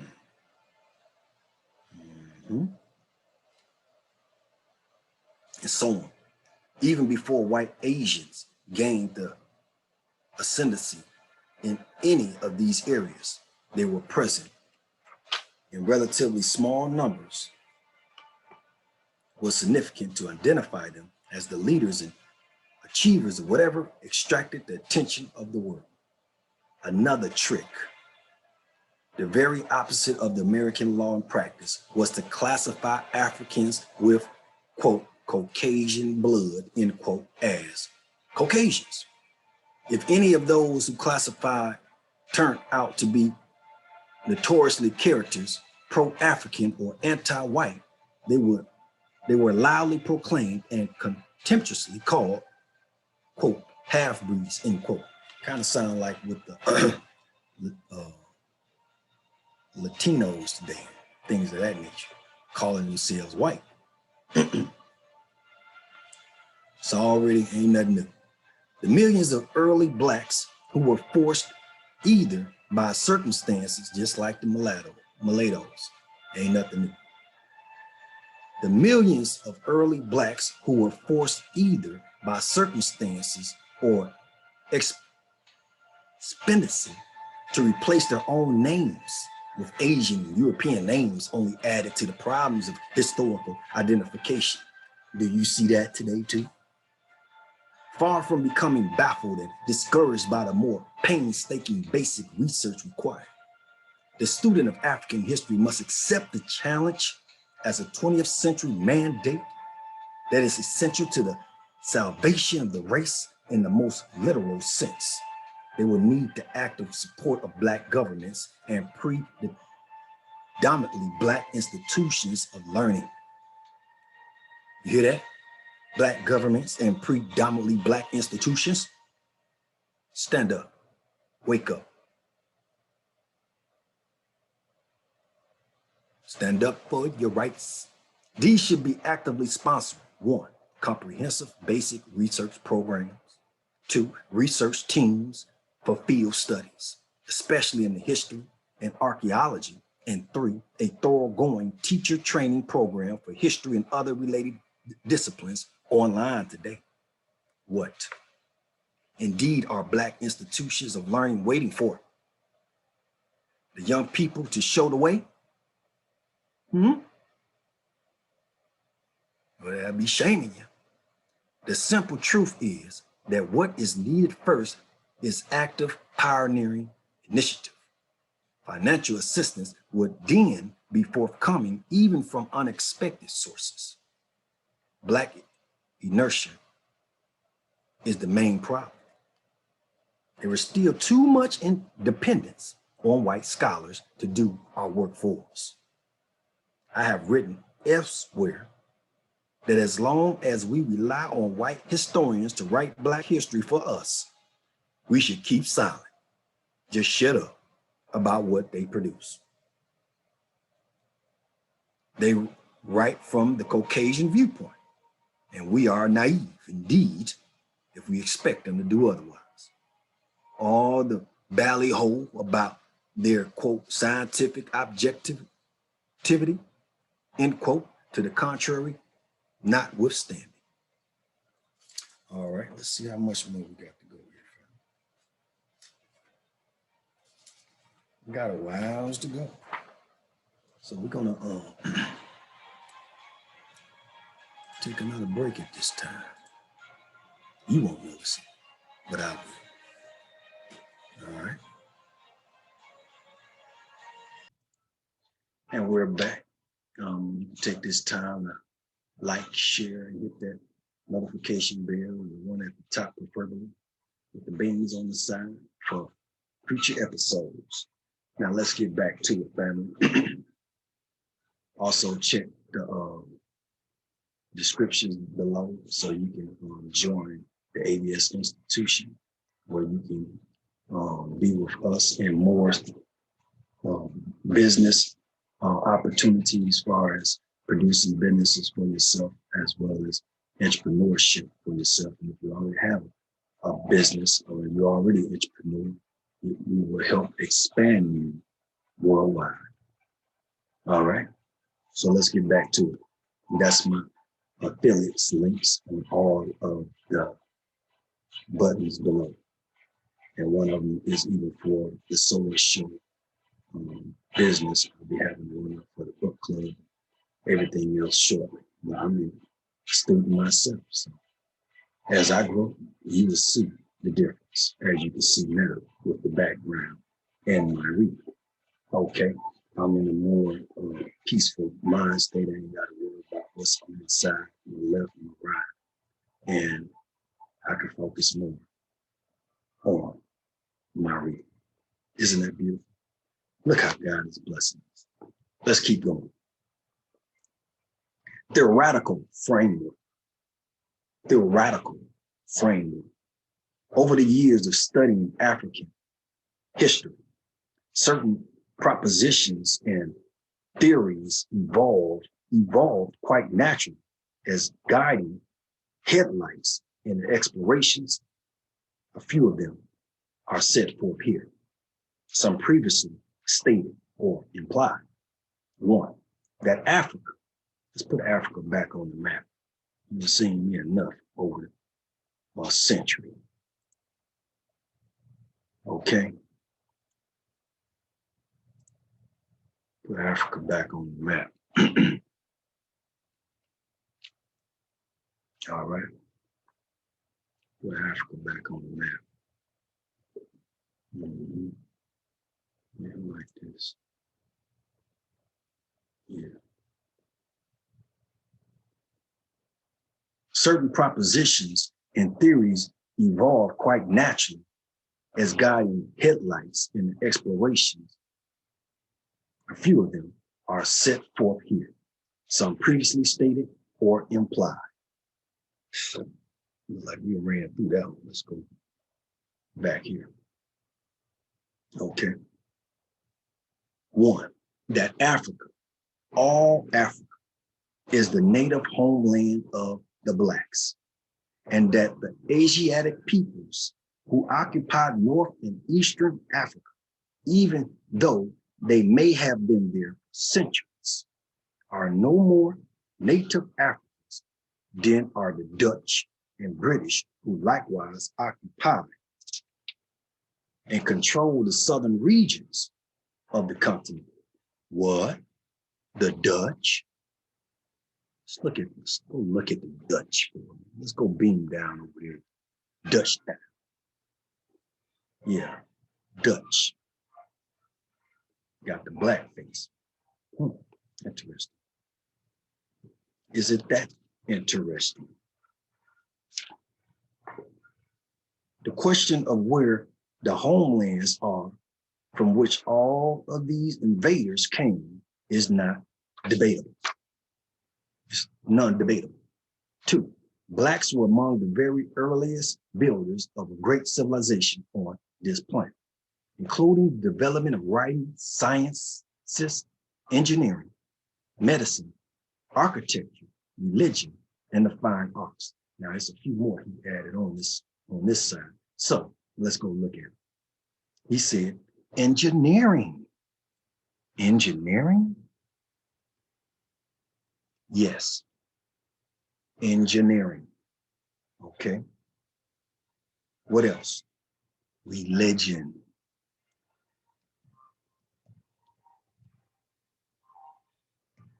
Okay. What else? Is there any more? Yes. Fine arts. Okay.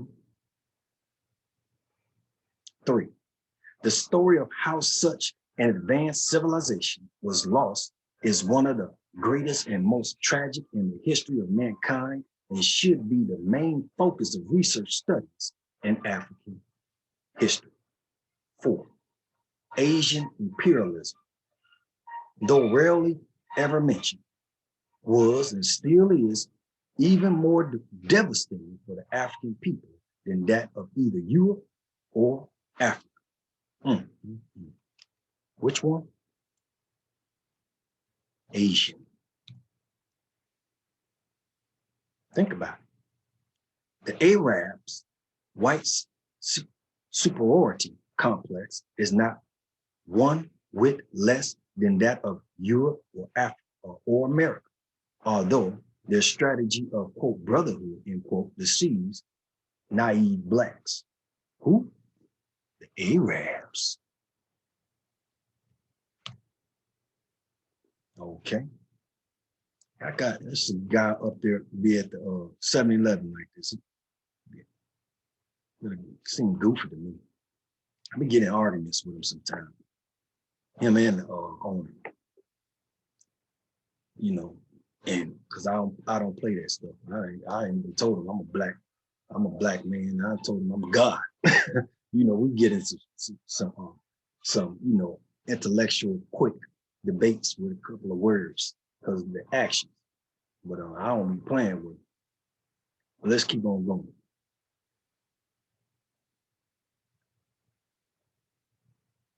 5. The forces behind the continuous splintering of small groups and even the breaking up of kingdoms and empires, followed by the equally endless migrations, included the steadily increasing death of the soil,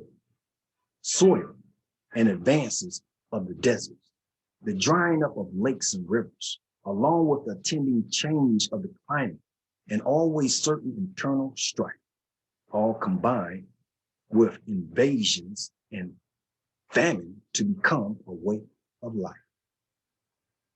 6, the strength and greatness of the African people can be measured by how? In the face of what at times seemed to be all the forces of hell, a bad condition. They fought through it all to survive and rebuild kingdoms and empires, some of which endured 1,000 years. 7, within the framework of even the smallest surviving states, the basic principles of the traditional African constitution were adhered to and kept alive throughout all the passing centuries as the fundamental elements of ancient democratic, social, political, and economic system all over the continent. Let's look into these. Democratic.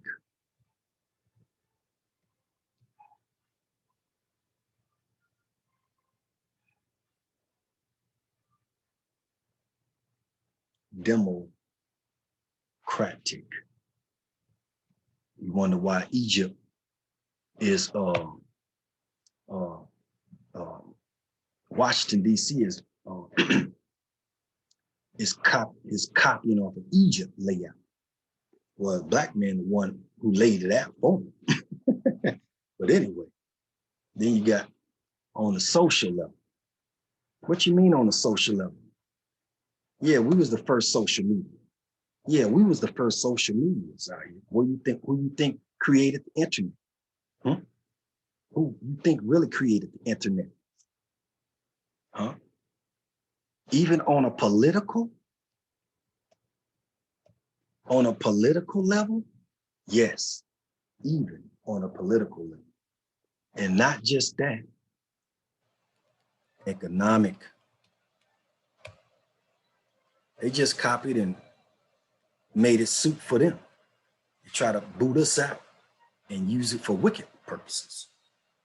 We didn't use it for wicked purposes. Okay, number 8, Africa was the cradle of a religious civilization based on the conception of one supreme God, creator of the universe. Of the what? Of the creator of the what? Universe. Let's get that clear. This belief in one supreme being antedated that of the Jews by several thousand years before Abraham. The who? Jews. By several thousand years before Abraham. Abraham? Who was Abraham? Is that Abraham? Is this Abraham?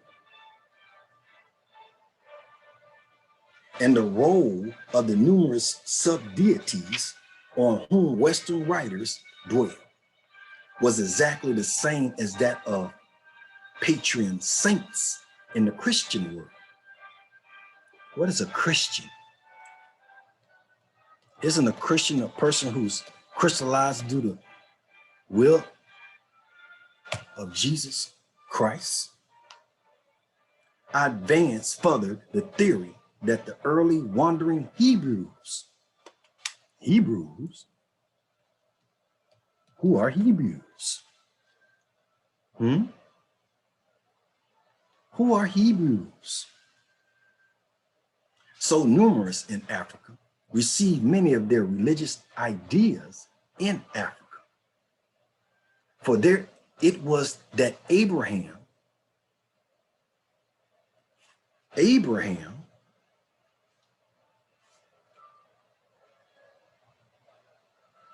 you say Abraham? Abraham, sojourned. Abraham. Now Abraham was black. I don't know what's all this. I don't know what that is. That ain't the one. He just gone. Well, you got to put him up there. You put the pictures of Abraham up. You make the portraits of Abraham because we ain't going to do it. Until then, shut up. Okay. Moses was born. Well, I know Moses was black too because he went up there into the mountain, the Caucasus Mountains, did all that. Well, until you put him up there, shut up. And Joseph. Well, I know Joseph was black too because little baby Jesus was black, you know. Well, until you put him up there, shut up. Okay. And some of the early years of Jesus Christ were spent. Well, I know Jesus was black too, but let's see what we got. Well, until you put him up there, they banning black Jesus. They done banned black Jesus, man. They done banned black Jesus, baby black Jesus. But he up in that Catholic church though. They just banned black Jesus. Ain't that a shame? Until you do it, shut up. Okay, I hear you. Let's keep going.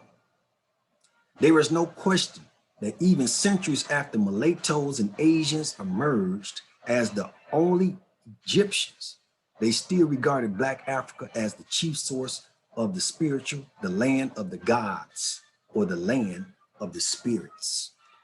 The land of the gods. Not Lando, but hey, I work with that. The Lando of the gods. The Lando of the gods, yeah. The land of the gods. Yeah. The land of the gods. And then it was the what? The land of the spirits. The Lando of the spirits? What you know about that? The land of the spirits. But anyway, boy, you can't too much get nothing off of there.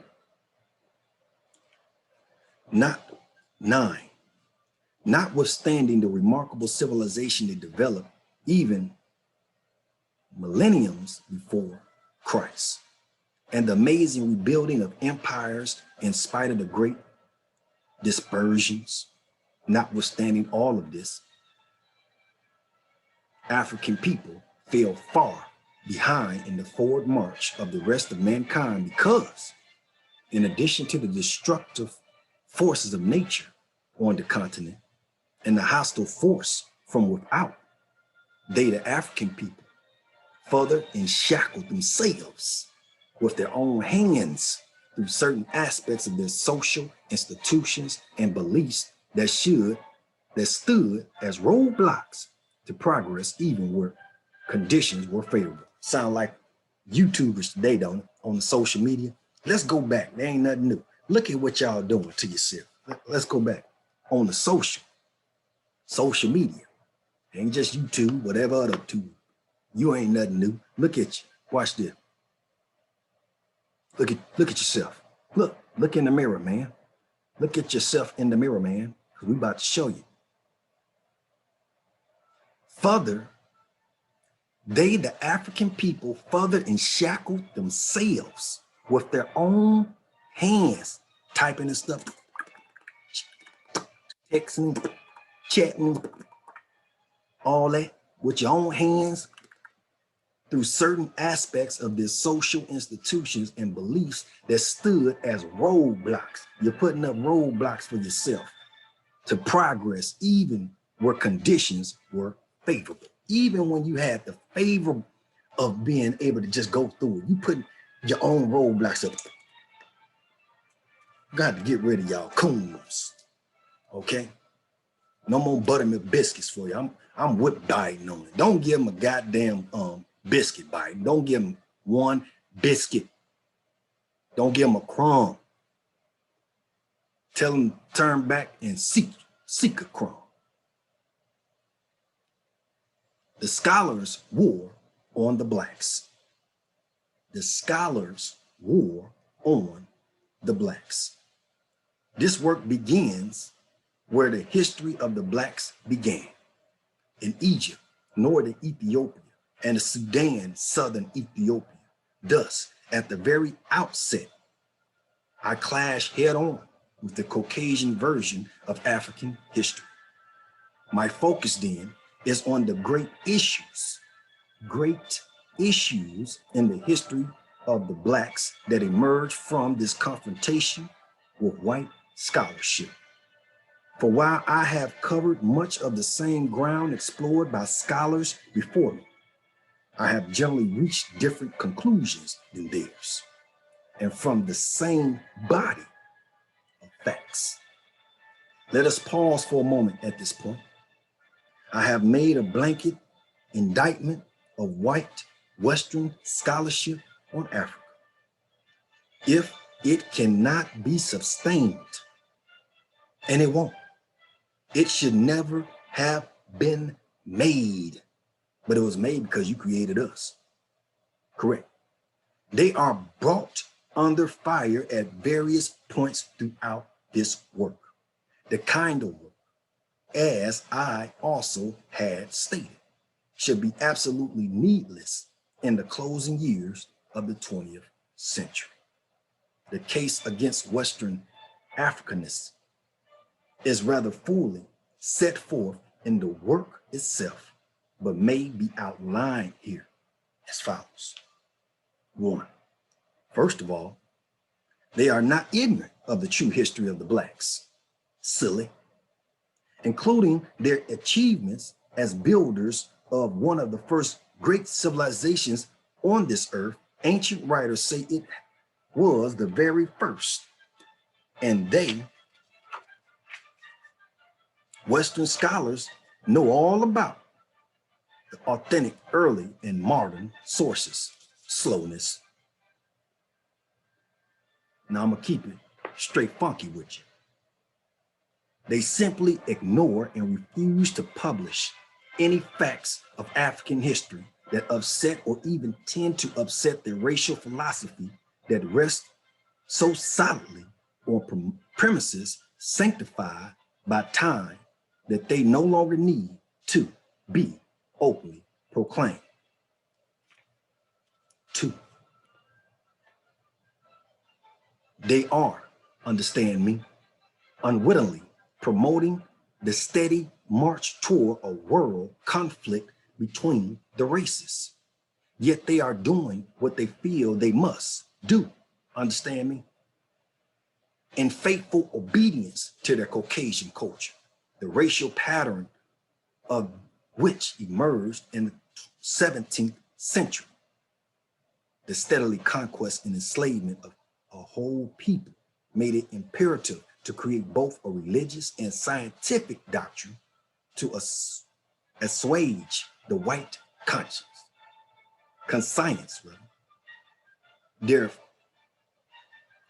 phenomenal success in the industrial world at once supports and justifies their philosophy, the supremacy of the fittest. The danger now arises from an entirely new and unexpected development. Dangerous, dangerous, dangerous. Woke up, Michael woke me up the other day saying that. Like what the heck? Wasn't even a song, it was just that part. Danger. And other people saying, dangerous.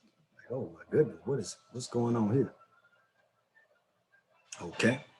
The danger now arises from an entirely new and unexpected development, a sleeping and submissive non-white world, while all the white power was being amassed, is no longer either sleeping or submissive. Number 3, even the African revolt against colonialism and the worldwide challenge to white domination of the entire earth. Even these signals of change do not disturb these scholars or imperialism. They represent the lords of the earth, controlling all levels of education, science, and research. Education, let's look at it. Education, they're controlling it. They're controlling this education. Controlling the science. They got the power of the sciences. Controlling it. And what else? What's the other?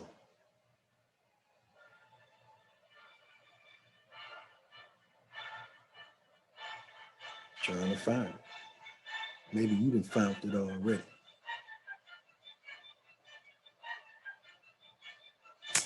Man. We're on the wrong side. Man. Well, we could think about that for a minute, because how is we supposed to get our power back from the educational system? We should be going starting our own schools. We should be educating our own children, right? That's what we should be doing, right? What about the sciences? We should be creating scientists, right? We should be having our own Einsteins, Teslas. That's what we should be having. And family, I'm gonna have to pause right here for a minute so I figure out where this bad boy, where I left off at. Okay, I got it. And research.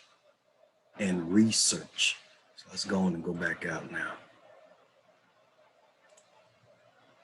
Find out where this research department is. Research. They controlling the research, family. Do you hear that? They have the power. I have the power of the research. Okay? The research. They control the education of blacks throughout the world. Therefore, they see no need, even in the 1980s, to take a new look at the history of blacks from its beginning and start the work of restoring the pages they had either deleted or ignored. Well, you can see here on Google, they ain't started yet. They are doing the very opposite. Their histories and other scientific studies of the blacks are presented just as they have been for 300 years. With the rise and spread of independent African states and the Black Revolution in the United States, they scholarly representatives of white supremacy quickly reformed their techniques of mind control. They set up in Europe and America highly financed African studies, associations, societies, institutes, history journals, and African periodicals of various kinds, all under complete white control and direction. Their African studies programs were pushed in the colleges and universities far ahead of the general demand by Black youth for Black studies. As the latter demands developed, Black youth discovered that white professors not only had the field occupied, but were still teaching their traditional viewpoint on, quote, race, end quote. And the continuing crusade to control the minds of Blacks through the nature of their education, American and British scholars lead. They are as ruthless as Eazy-E was, and aggressive in their scholarly pursuits on races as their co-partners in seizing and controlling the wealth and peoples of other lands. Having established strong national and international, quote, African, end quote, associations and journals that attempt to control research activities on Africa, they proceeded to flood the world with hastily thrown together African, quote, histories, end quote, pamphlets and publications on just about every subject that could stand a, quote, Black, end quote, title. 4.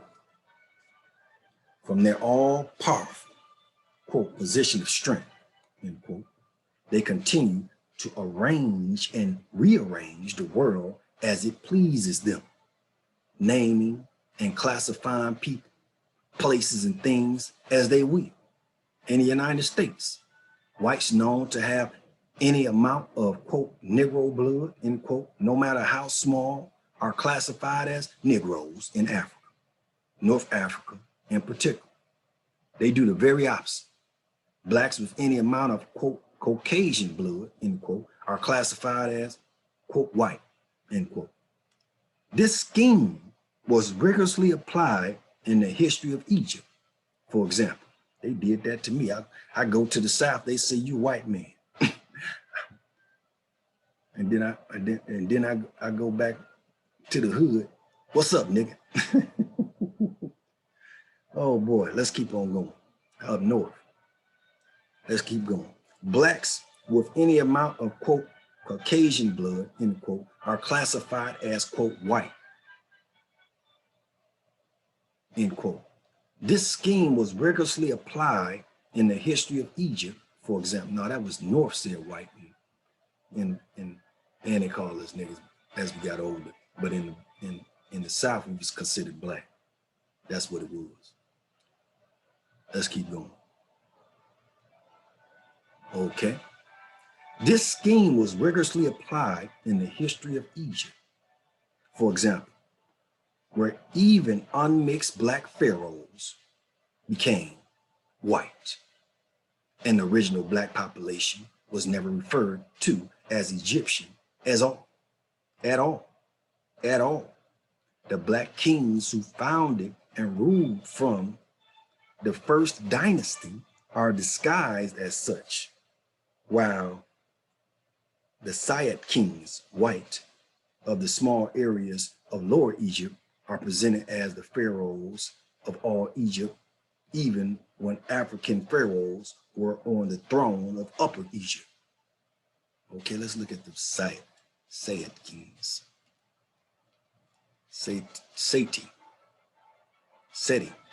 Seti kings. Okay. Blotting the Blacks out of history, including replacing African names of persons, place, and things. Sound like the Bible going replenish the earth and call it what you want to call it. Sound like God talking to him, my creator talking to me, and go call the fowls whatever you want to call them, and animals what you want to call them. You know what I'm saying? Because it is significant. Let's keep on going. Their periodization of African history is carefully arranged in such a way that the history becomes the history of Arabs and Europeans in Africa, and not the history of Africans in African history. A recent publication of the American Historical Association as a guide to teaching. Their purpose becomes clear in the arrangement itself. First period is from the fall of the Roman Empire to 700 AD. The Arab invasions. The second period of African history is the period of Islamic civilization, 700 AD, to the coming of the Europeans in 1500. The European period from 1500 to 1960 is subdivided at 1880 to mark the period colonialism. There is no period of Black civilization in Black Africa. Such is the Caucasian viewpoint that is almost a religion. Their very first period eliminates 4,000 years of Black civilization and the very greatest periods of African achievements. Their second period is devoted to the Arabs and Berbers in Africa. And in their third period, the focus is on European civilization. And it is all done under the heading of African history. Well, we go back 82 trillion years. I don't know. That ain't even close to our history, but let's keep going. Where it is impossible to deny Black achievements, equal to and often above the whites. In Egypt is when we was coming down. That ain't even the highest of our civilization. You can't even imagine that, because sometimes it ain't even on the planet. You feel me? It's so above Egypt, it ain't even on the planet, if you get that. Let's keep on going. Where it is impossible to deny Black achievements equal to and often above the whites, such achievements were attributed to some kind of Caucasian influence, even if imaginable, imaginary, okay. Yet the AHA publication number 56 used the same strategy that makes Western scholarship so very triumphant. The main thrust of its racist presuppositions are, for honorary, completely hidden by much highly welcome factual materials. But what is certain to disarm almost everyone is racism's forthright attacks on racism throughout the publications. I suppose no one is expected to notice the implied incapacity of Black historians to deal with African history objectively. They are not referred to as historians, of course. They are, quote, some modern African intellectuals who have tried to show great civilizations in the past, grander than anything that ever existed, end quote. And you got to excuse me, family, because I've been reading for a long time here. And that's being basically humble to the mind of the reader, as well as absorbing the information, as well as elaborating on the information. I done heard people read their own book, and every 2 or 3 words, they pausing. I peeped it out. They pausing it so don't have no mess ups in it. But hey, we get everything here. So they ain't fooling me. You might have thought they was perfect. They ain't perfect. Keep on, let's keep going. As a direct result of this continued universal enslavement through education, Black youth are in revolt. That revolt will become increasingly dangerous as they begin to realize how completely they are blocked from self-realization into the very institutions that should further it. How difficult it is to find suitable textbooks in Black history, or even, quote, Negro, end quote, teachers who do not limit themselves to the viewpoints of the white masters who trained them. The frustrations become more intolerable as the young find themselves between 2 fires. The white racists who determine the very nature of their education, and the Negro educators who also see the world through the blue eyes of the Saxons. In short, they are forced to turn to their own devices because they find so many of their own race who should be working with them in the camps of the enemy. Insofar as pluralization is concerned, no one should be so naive as to expect a proper division of African history while the field is almost completely preempted by the enemies of that history. A proper division would tend to encourage a more all-inclusive research and a less biased interpretation of the results.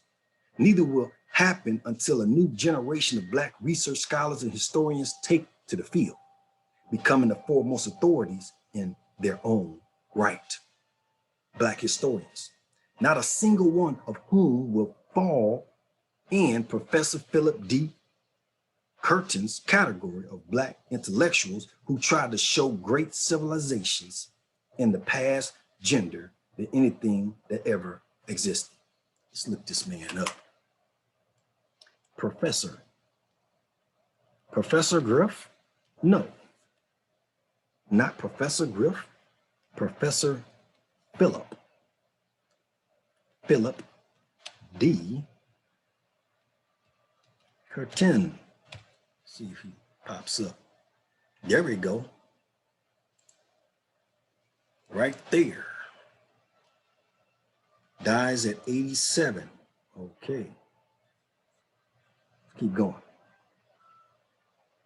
The new research efforts call for Black experts not only in the field of history, but also in the allied fields from which African history must heavily draw: archaeology, anthropology, linguistics, and so on. So now, family, we're going to the new approach. The new approach. And we'll be letting you go. How is that? We'll be letting you go for today. The new approach. The first period will begin with prehistory, primarily because Noe, one of the oldest cities on Earth. Oh, let's look it up. Let's look that up right now. Noe. All right. Was begun by Blacks before recorded history. Another important reason is that the Canaanites, let's look up the Canaanites. Canaanites. Cannon. No, we ain't talking about Nick Cannon and nothing that. Canaanites and Asian had invaded the Nile Delta. They invaded the Nile Delta. Where's the Nile Delta, do you know? Well, we're about to find out. The Nile Delta, that right there, and established a stronghold in Lower Egypt, the northeastern Ethiopia, or Chim. Now, you know the water over there don't go downward, right? The water over there go north, okay? Don't get it twisted. So I want you to know that. I don't think this is it, but interesting that it's chemistry. Let's keep going. In prehistoric times, this early concentration of whites along the seacoast of the land of the Blacks is a circumstance of crucial importance in Black history because it was exactly from this development that the achievements of the Blacks were overshadowed by later writers or blotted out entirely. The call is the Black specialist for one period in one area. What, for example, was the actual influence of the white Asians, rigidly held back for centuries in the lower 1/4 of the country upon the Blacks who held the 3/4 that came to become as Upper Egypt. Review and in-depth studies of this period are required. The general historian is out. The best general histories, region by region, can be written only after the work of the specialist is done. The second period might well be from the conquest of Lower Egypt by the Ethiopian leader, and this.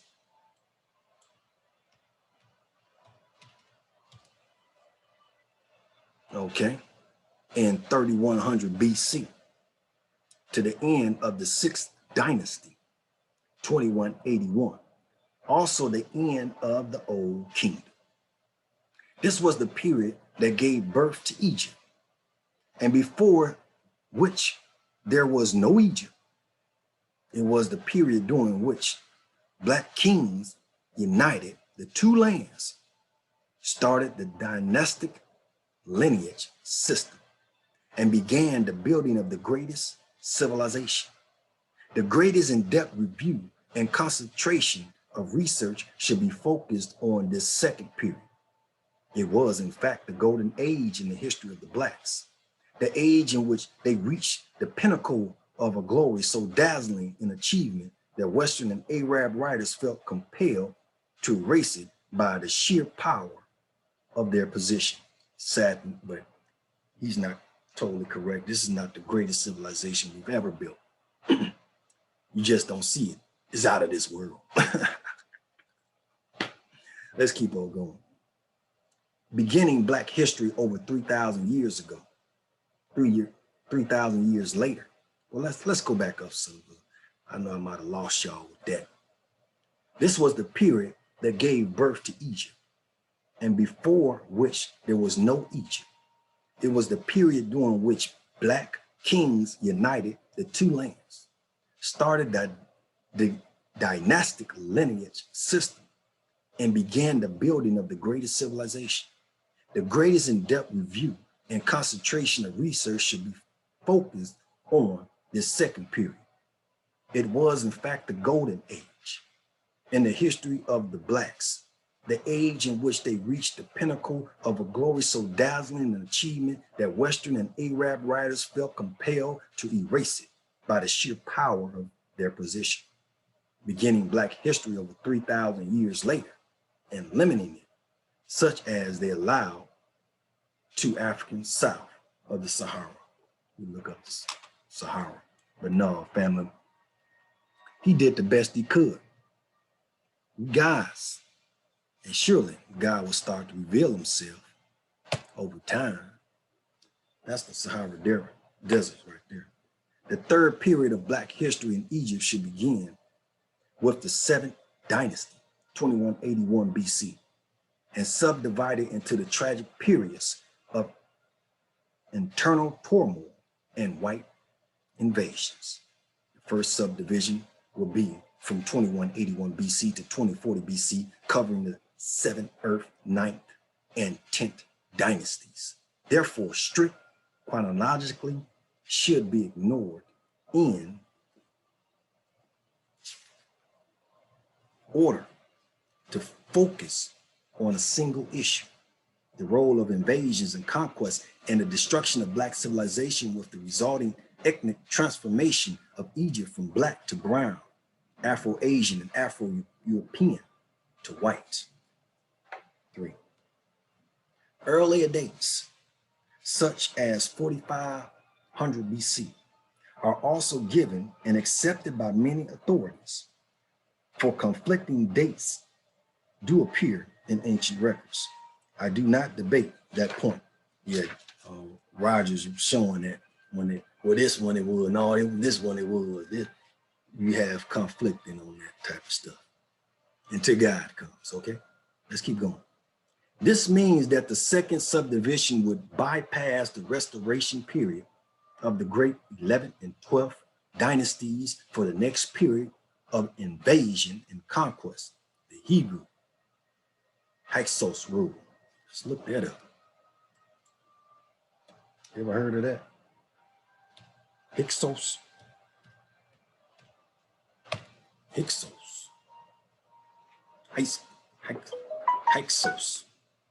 rule. 1645 to 1567 BC. Again, bypassing the new empire. The other subdivisions would study the periods of Assyrian, Persian, Greek, Roman, and Arab invasions and the impact of their conquest and rule on the Blacks. Even the Assyrians, even the Assyrians, they come up in here. They came up in there. Yep, them people right there. Come up in there, conquer you. People right there. They come to conquer you. Get a good look at them, man. Get good. I want you to get a good look. They come to conquer you. Who else? After they wasn't Black no more, they come to conquer you. Them right there. After they conquered them in Persia, they come to conquer you. After they conquered the Blacks In Greek, they come to conquer you. All right. Roman, come to conquer you. After they conquered that area, come to conquer you. Get it? If I can take out him, I can take out Big Mama, Big Daddy. The fourth major division will begin with the skipped over 11th and 12th dynasties, 1786 through 1233 BC, the Great 18th, 1567 through 1320, and then continue from the age of Ramesses. You know who Ramesses is, right?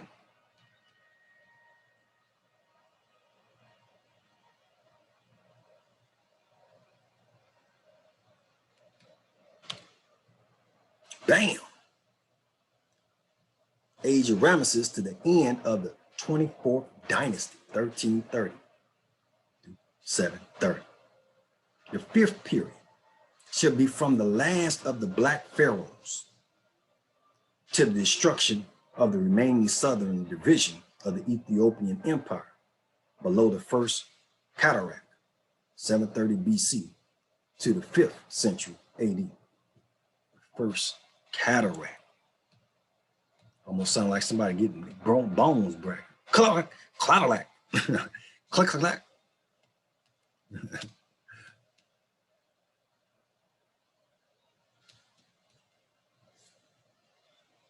First catalog.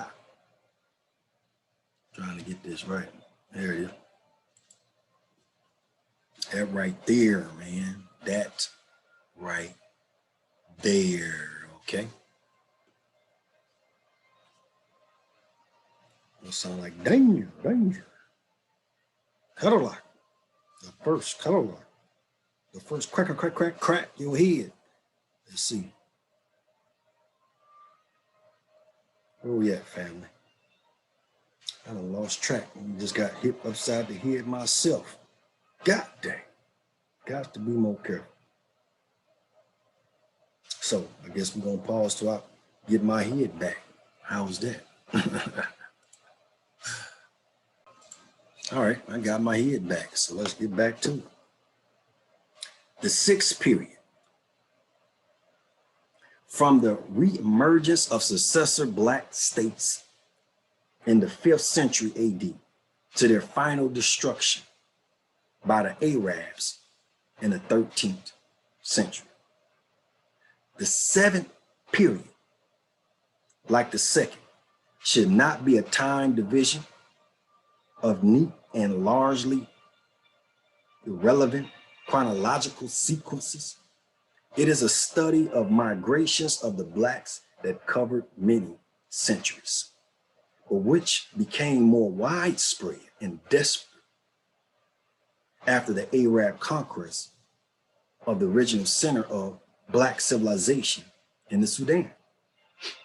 The long periods of wandering all over the continent, often aimlessly, comprised the great historic race of the blacks for survival.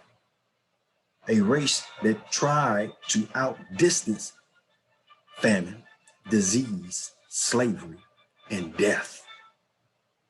Outdistance itself from famine. Outdistance itself from being hungry. Get away from having to deal with a disease. Get away from putting people in slavery. And getting away from dying. What is it today? Man, forget that. We're going to starve you motherfuckers. Excuse me. We're going to starve you. We're going to give you disease. We're going to enslave as many as we can, and we're going to kill you. Ain't that so? The period that deserves more, they hasten it up. We was trying to get it away from us. They want to hasten it up. The period that deserves more intense study and critical analysis extends from the 13th century to colonialism in the 19th. Elsewhere, I have posed the most perplexing question. If the blacks were among the very first builders of civilization and their land and birthplace of civilization. What has happened to them that has left them since then at the bottom of world society? Precisely what happened? I could tell you, but I'll let you think on it. The Caucasian answer is simple and well known. The blacks have always been at the bottom. What? This answer is clear even in the histories and other educational material which whites so busily prepare for blacks. What? What? Damn lie. Almost all of the true answers will be found in the study of the causes of the migrations and the tragic results stemming directly from those seemingly endless movements of fragmented peoples. Well, Lando, what happened? What happened, man? I want to know because nobody never told me. Well, look, man, we got to a point we were so high, man. We started to come down from being so high to the point some of us went astray and came over here in America, which is the Indians, you know, they went off the path. And then some man wanted to come out and take a part that was inside of us and bring that germ into fruition to be able to walk around with a mind and eyes and heart and things of that nature. He wanted to create, he did create, but he had, at that time, he had the thought of creating a people that could control us to put us back on course, because we was going off course, man. You know, the Indians, they the one over there to Africa, man. And we used to be so high, you know, man, we over hurting each other, fighting one another and stuff. We ain't even do that stuff. But since y'all want to fight one another, I'm gonna bring a bad boy that's gonna unite all y'all together before it's over with. And up came the white man and white woman. And that white man, the white woman didn't know what she was really creating. But when that white man came told in creation, she ain't had no control on him. Look, I'm in control of you too. That bad boy, I'm in control of you, I'm controlling them, I'm controlling everything. And we about to go to war because we in control. When it came down to it, you know, they started doing their little thing and stuff. And then, you know, we ran them bad boys. Y'all fooling, man. Y'all, we ground them up, right? Put them up there. But then, you know, that wasn't what they was designed for. Moses had a mission. He had to go on up there to the Caucasus Mountains and, hey, man, y'all got a mission y'all got to do, man. Because these fools still fighting one another, things of that nature. I know, you know, and I know y'all want to kill me now already. I got to put some fire around me. I may have to blow some of y'all off the edge of the dang on, because y'all so crazy, but all this stuff. But he civilized them to rule. And that's exactly what they did all the way up to the day I'm talking to you breathing. That's why. So, but he only had a certain time limit. His time limit is up. And we are to rule again, like we always did.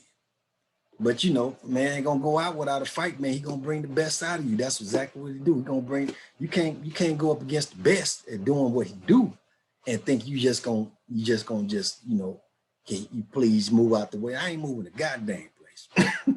you gonna have to do it, baby.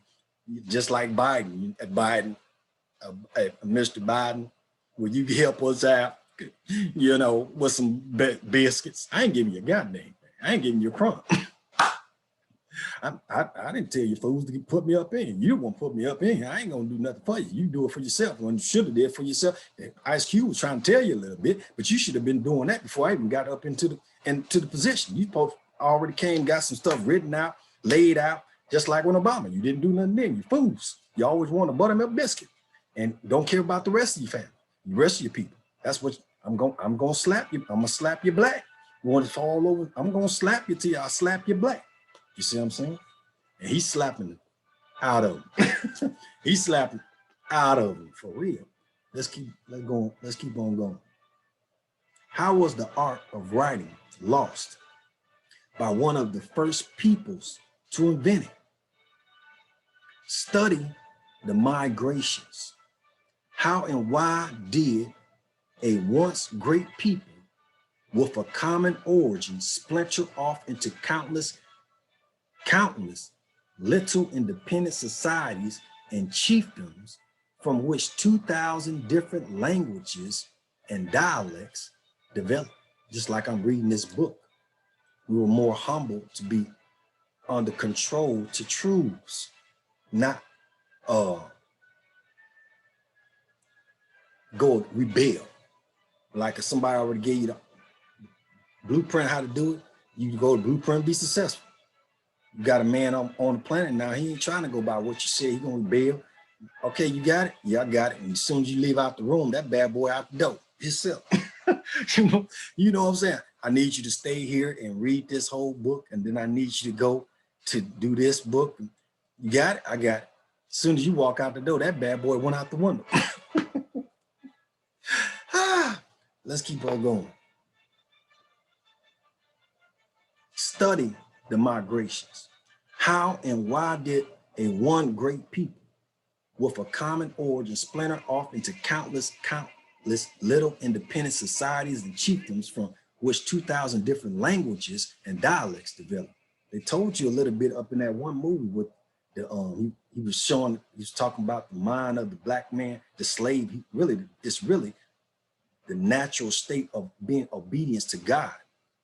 But he was like the slave in, you know, what's that movie?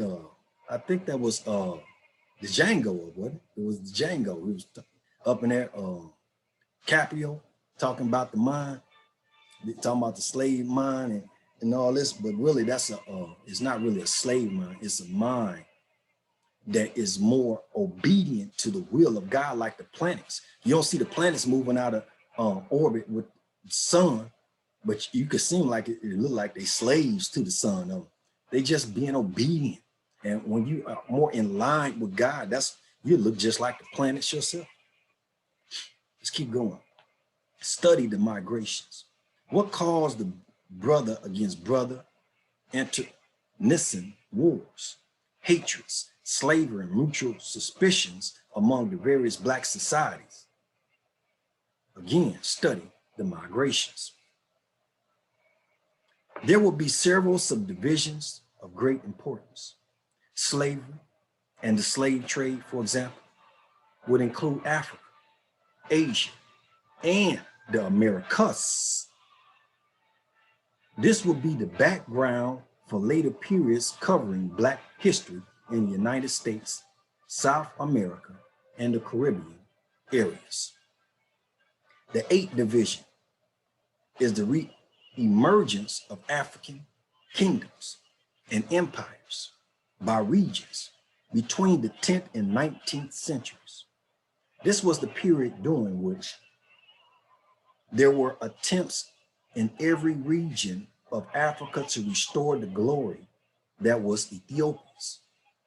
It is doubtful if any of these Black states realized that they were being slowly but steadily surrounded and hemmed in from all directions by invaders from the seacoast and across the Sahara, what they're doing to America today. The ultimate fall of the Black states, first under and Israel. The ultimate fall of the Black states, first under Islamic and then under European Christian blows, closed this period with the triumph of colonialism. The final period is the Black Revolution that ended political colonialism with the rise of political independent states. This will take us from 1950 to the present and should be subdivided for the developments in Black America, South America, and the islands of the seas. Asia coming in on Africa. Yeah, they coming in on Africa, but who else they surround? You don't even see it coming unless you get close to God. Hello.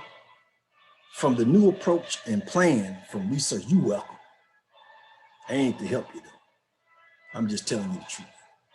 From the new approach and plan for research, study, and development of African history presented above, you can't stop it if you wanted to.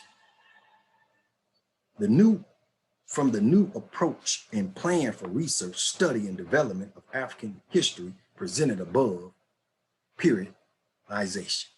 while recognized as highly important, is not allowed to so fragment a great movement or development covering many periods and millenniums that their real significance is lost. You see how we can add days and years to your life by being close to God? You're so silly you can't see. Examples are the ethnic transformations of Egypt from black to brown to white and the long centuries of the great migrations. These defile periodizations in any meaningful sense, and you want to kill the very people that can extend your life, and you wonder why it gets short. Some of y'all silly, some of you wise, but some of y'all silly, so you're slow. I only made passing reference in the work to blacks, some blacks as well. Silly, slow. I only made passing reference in the work to blacks scattered outside of Africa over the world, not from the slave trade, but from dispersions that began in prehistory. The fact alone indicates the great task of future scholarship on the real history of the race. We are actually just on the threshold, gathering up some important missing fragments. The biggest jobs are still ahead. I ain't telling you everything, I'll just tell you what you need to know. Okay? Don't worry, I got this. I got this like Kobe on court. Don't worry about this, I got this, man. Ain't doing nothing. Ancient China and the Far East, for example, must be a special area of African research. How do we explain such a large population of blacks in southern China, powerful enough to form a kingdom of their own? Or the black people of Formosa, Australia, the Malay Peninsula, Indochina, the Andaman, and numerous other islands? I'm a heavyweight. I know us people doing this, but I'm a heavyweight, man. I'm like Mike Tyson. I can knock you out. I'm like Michael Jordan. I know it's a lot of people be reading, but they ain't reading on no heavyweight position. I'm one of the heavyweights. I'm not trying to boast. I'm just being honest. I know my lane, man. I know my lane. I'm in my lane. You see, I'm in my orbit, man. You know what I'm saying? Sometimes they put the barriers up, because if I didn't put the barriers up, you know, to keep me in the same, I've been trampled over you, been hurt somebody, and you know, I've been might be at fault because you in my lane and you supposed to be there. You know what I'm saying? I'm just trying to tell you something. But anyway, let's keep going.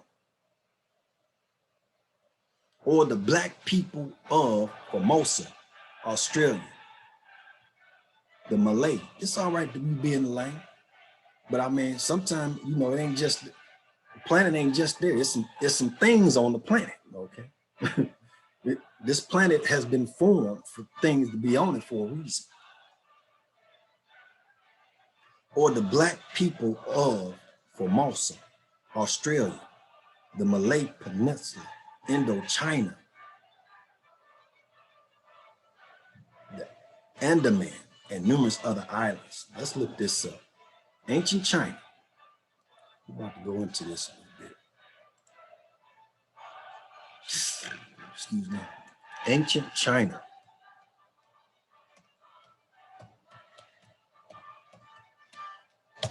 If it wasn't time, I wouldn't be doing it. So this is ancient China. And the Far East, for example, must be a special area of African research. What you mean you ain't in China doing research, fool? How do we explain such a large population of blacks in southern China? Let's go to, we're gonna put ancient on here now. We're gonna southern China. You should be over there. Research, not drinking, fool. Powerful enough, not vacationing, fool. Powerful enough to form a kingdom of their own, or the black people in Formosa.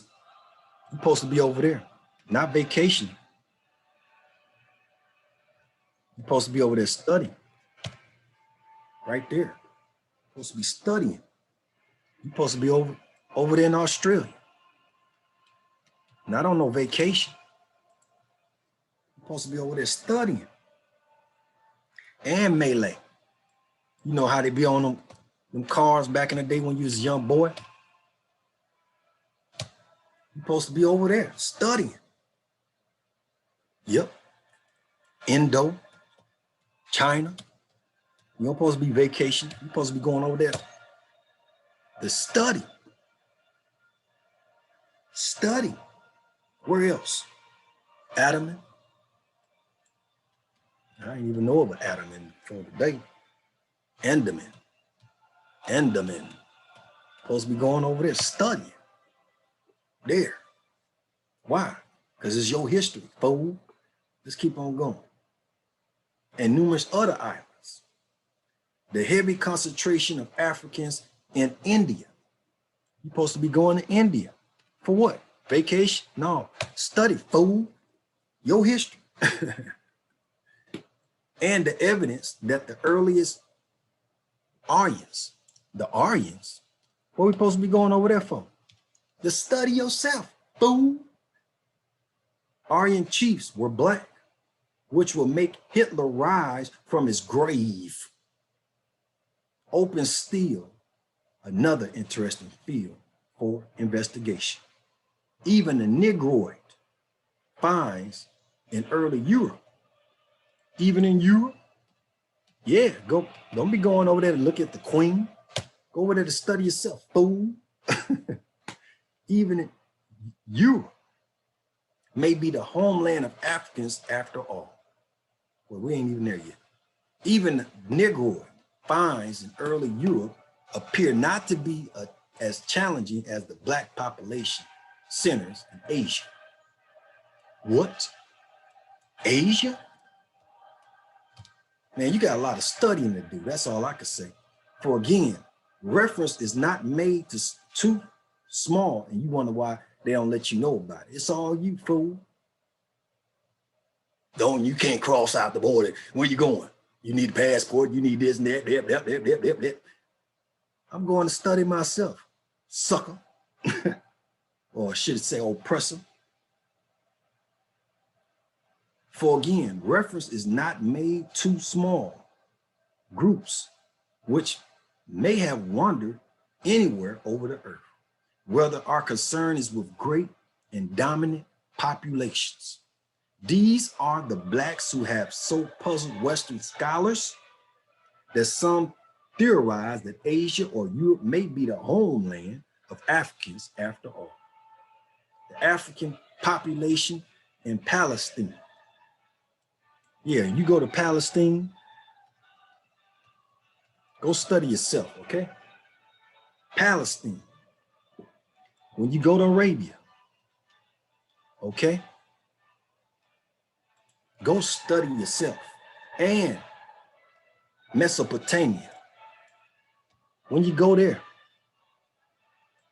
go study yourself.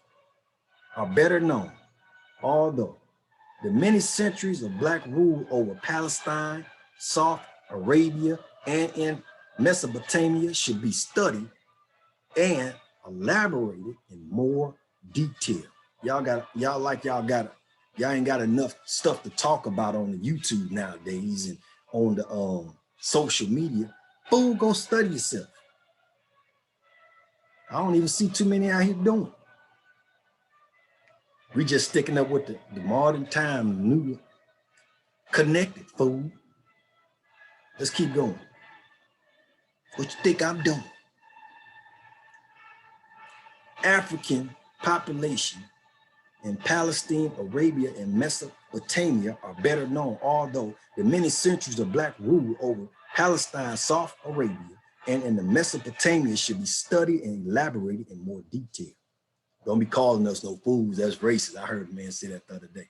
Well, you shouldn't be the fool, but the Bible said we will be a foolish people, fool.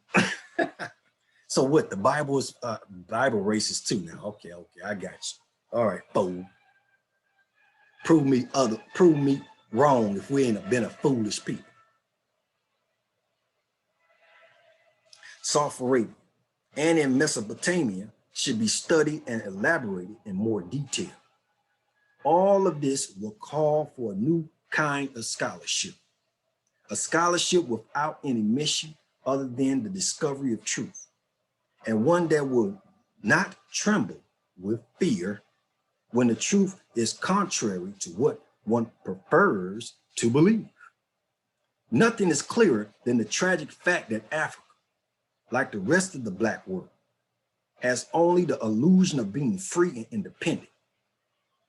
It is only about 1/3 free. It is still as economically enshackled as it ever was, in some respects more so. And you wonder sometimes when people, they go talk to people and they be, stuttering like, but they still brave enough because they're not just looking at the individual. This fool may have a gun gonna pull out. Dude might got a person down the street gonna come around and act a fool. They may not do it today, they'll do it tomorrow. They may not do it tomorrow, they may do it next year. So all this in the God mind state, but still, like Moses and Aaron, you still stood up and told the truth. So it ain't all about because of the person, and it ain't necessarily you, fool. It could be something that they see past you, but they still stand up and tell you the truth. That's the part you need to look at. Let's keep on going. The study of this period and the conditions it presents will see people be looking at things and they don't really be seeing the whole picture. We have to sometimes bring it all into picture so you can really see it. Pharaoh, let my people go. I ain't want to say it too stuff on you, because I might have hurt your feelings. Then you, what? Say what? Let him go. See, Moses is already big time, but Aaron, Pharaoh,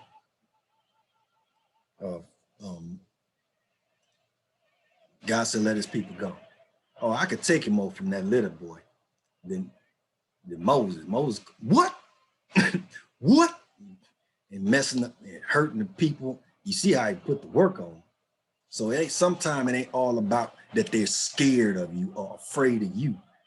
They looking past you, okay? Now, it's another thing if they scared and afraid and they don't say what they supposed to say, like we got a lot of cornbread eating coons out here. You see what I'm saying? And they be all stern and stuff, but they lying like bad boy. You see what I'm saying? Let's keep on going. I just have to, I have to be the Aaron sometime for Moses, because sometimes he's spooky, he's scary. He ain't scary.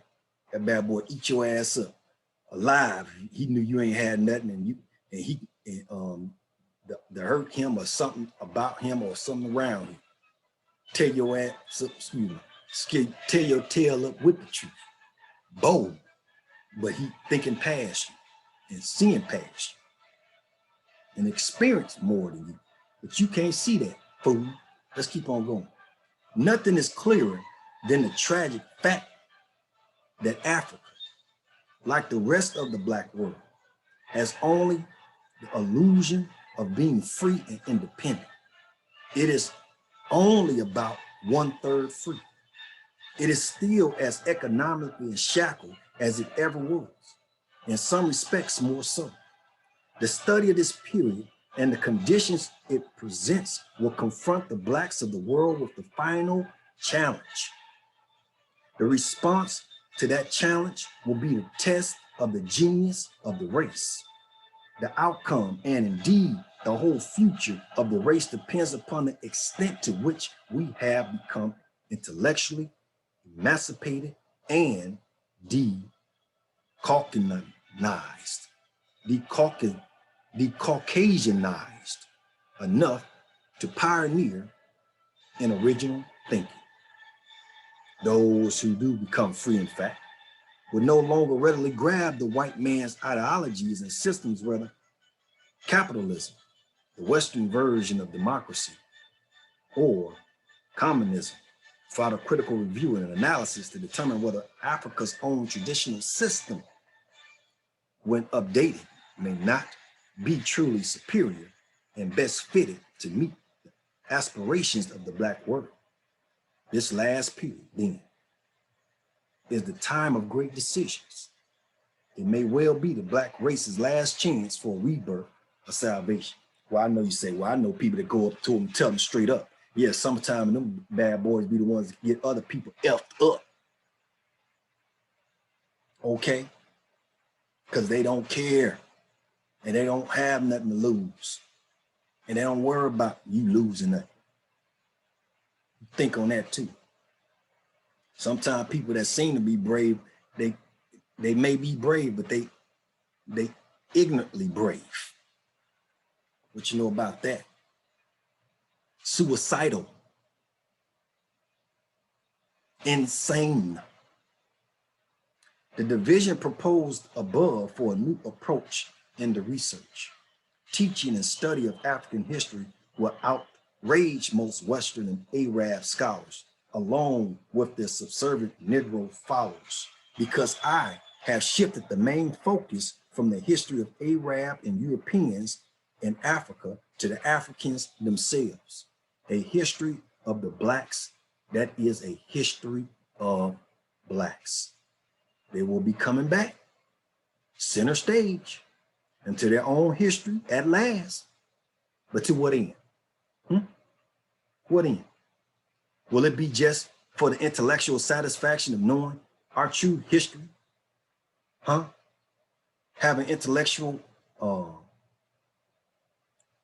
ejaculations? Having intellectual osgomatic ejaculations? Having intellectual really having intellectual ejaculated states to have no fruitation, impregnation. And take it a little bit further. Abandonment of what is it? Blanketment. Shooting out blanks with your intellectual self. Let's keep on going. They will be coming back center stage into their own history at last, but to what end?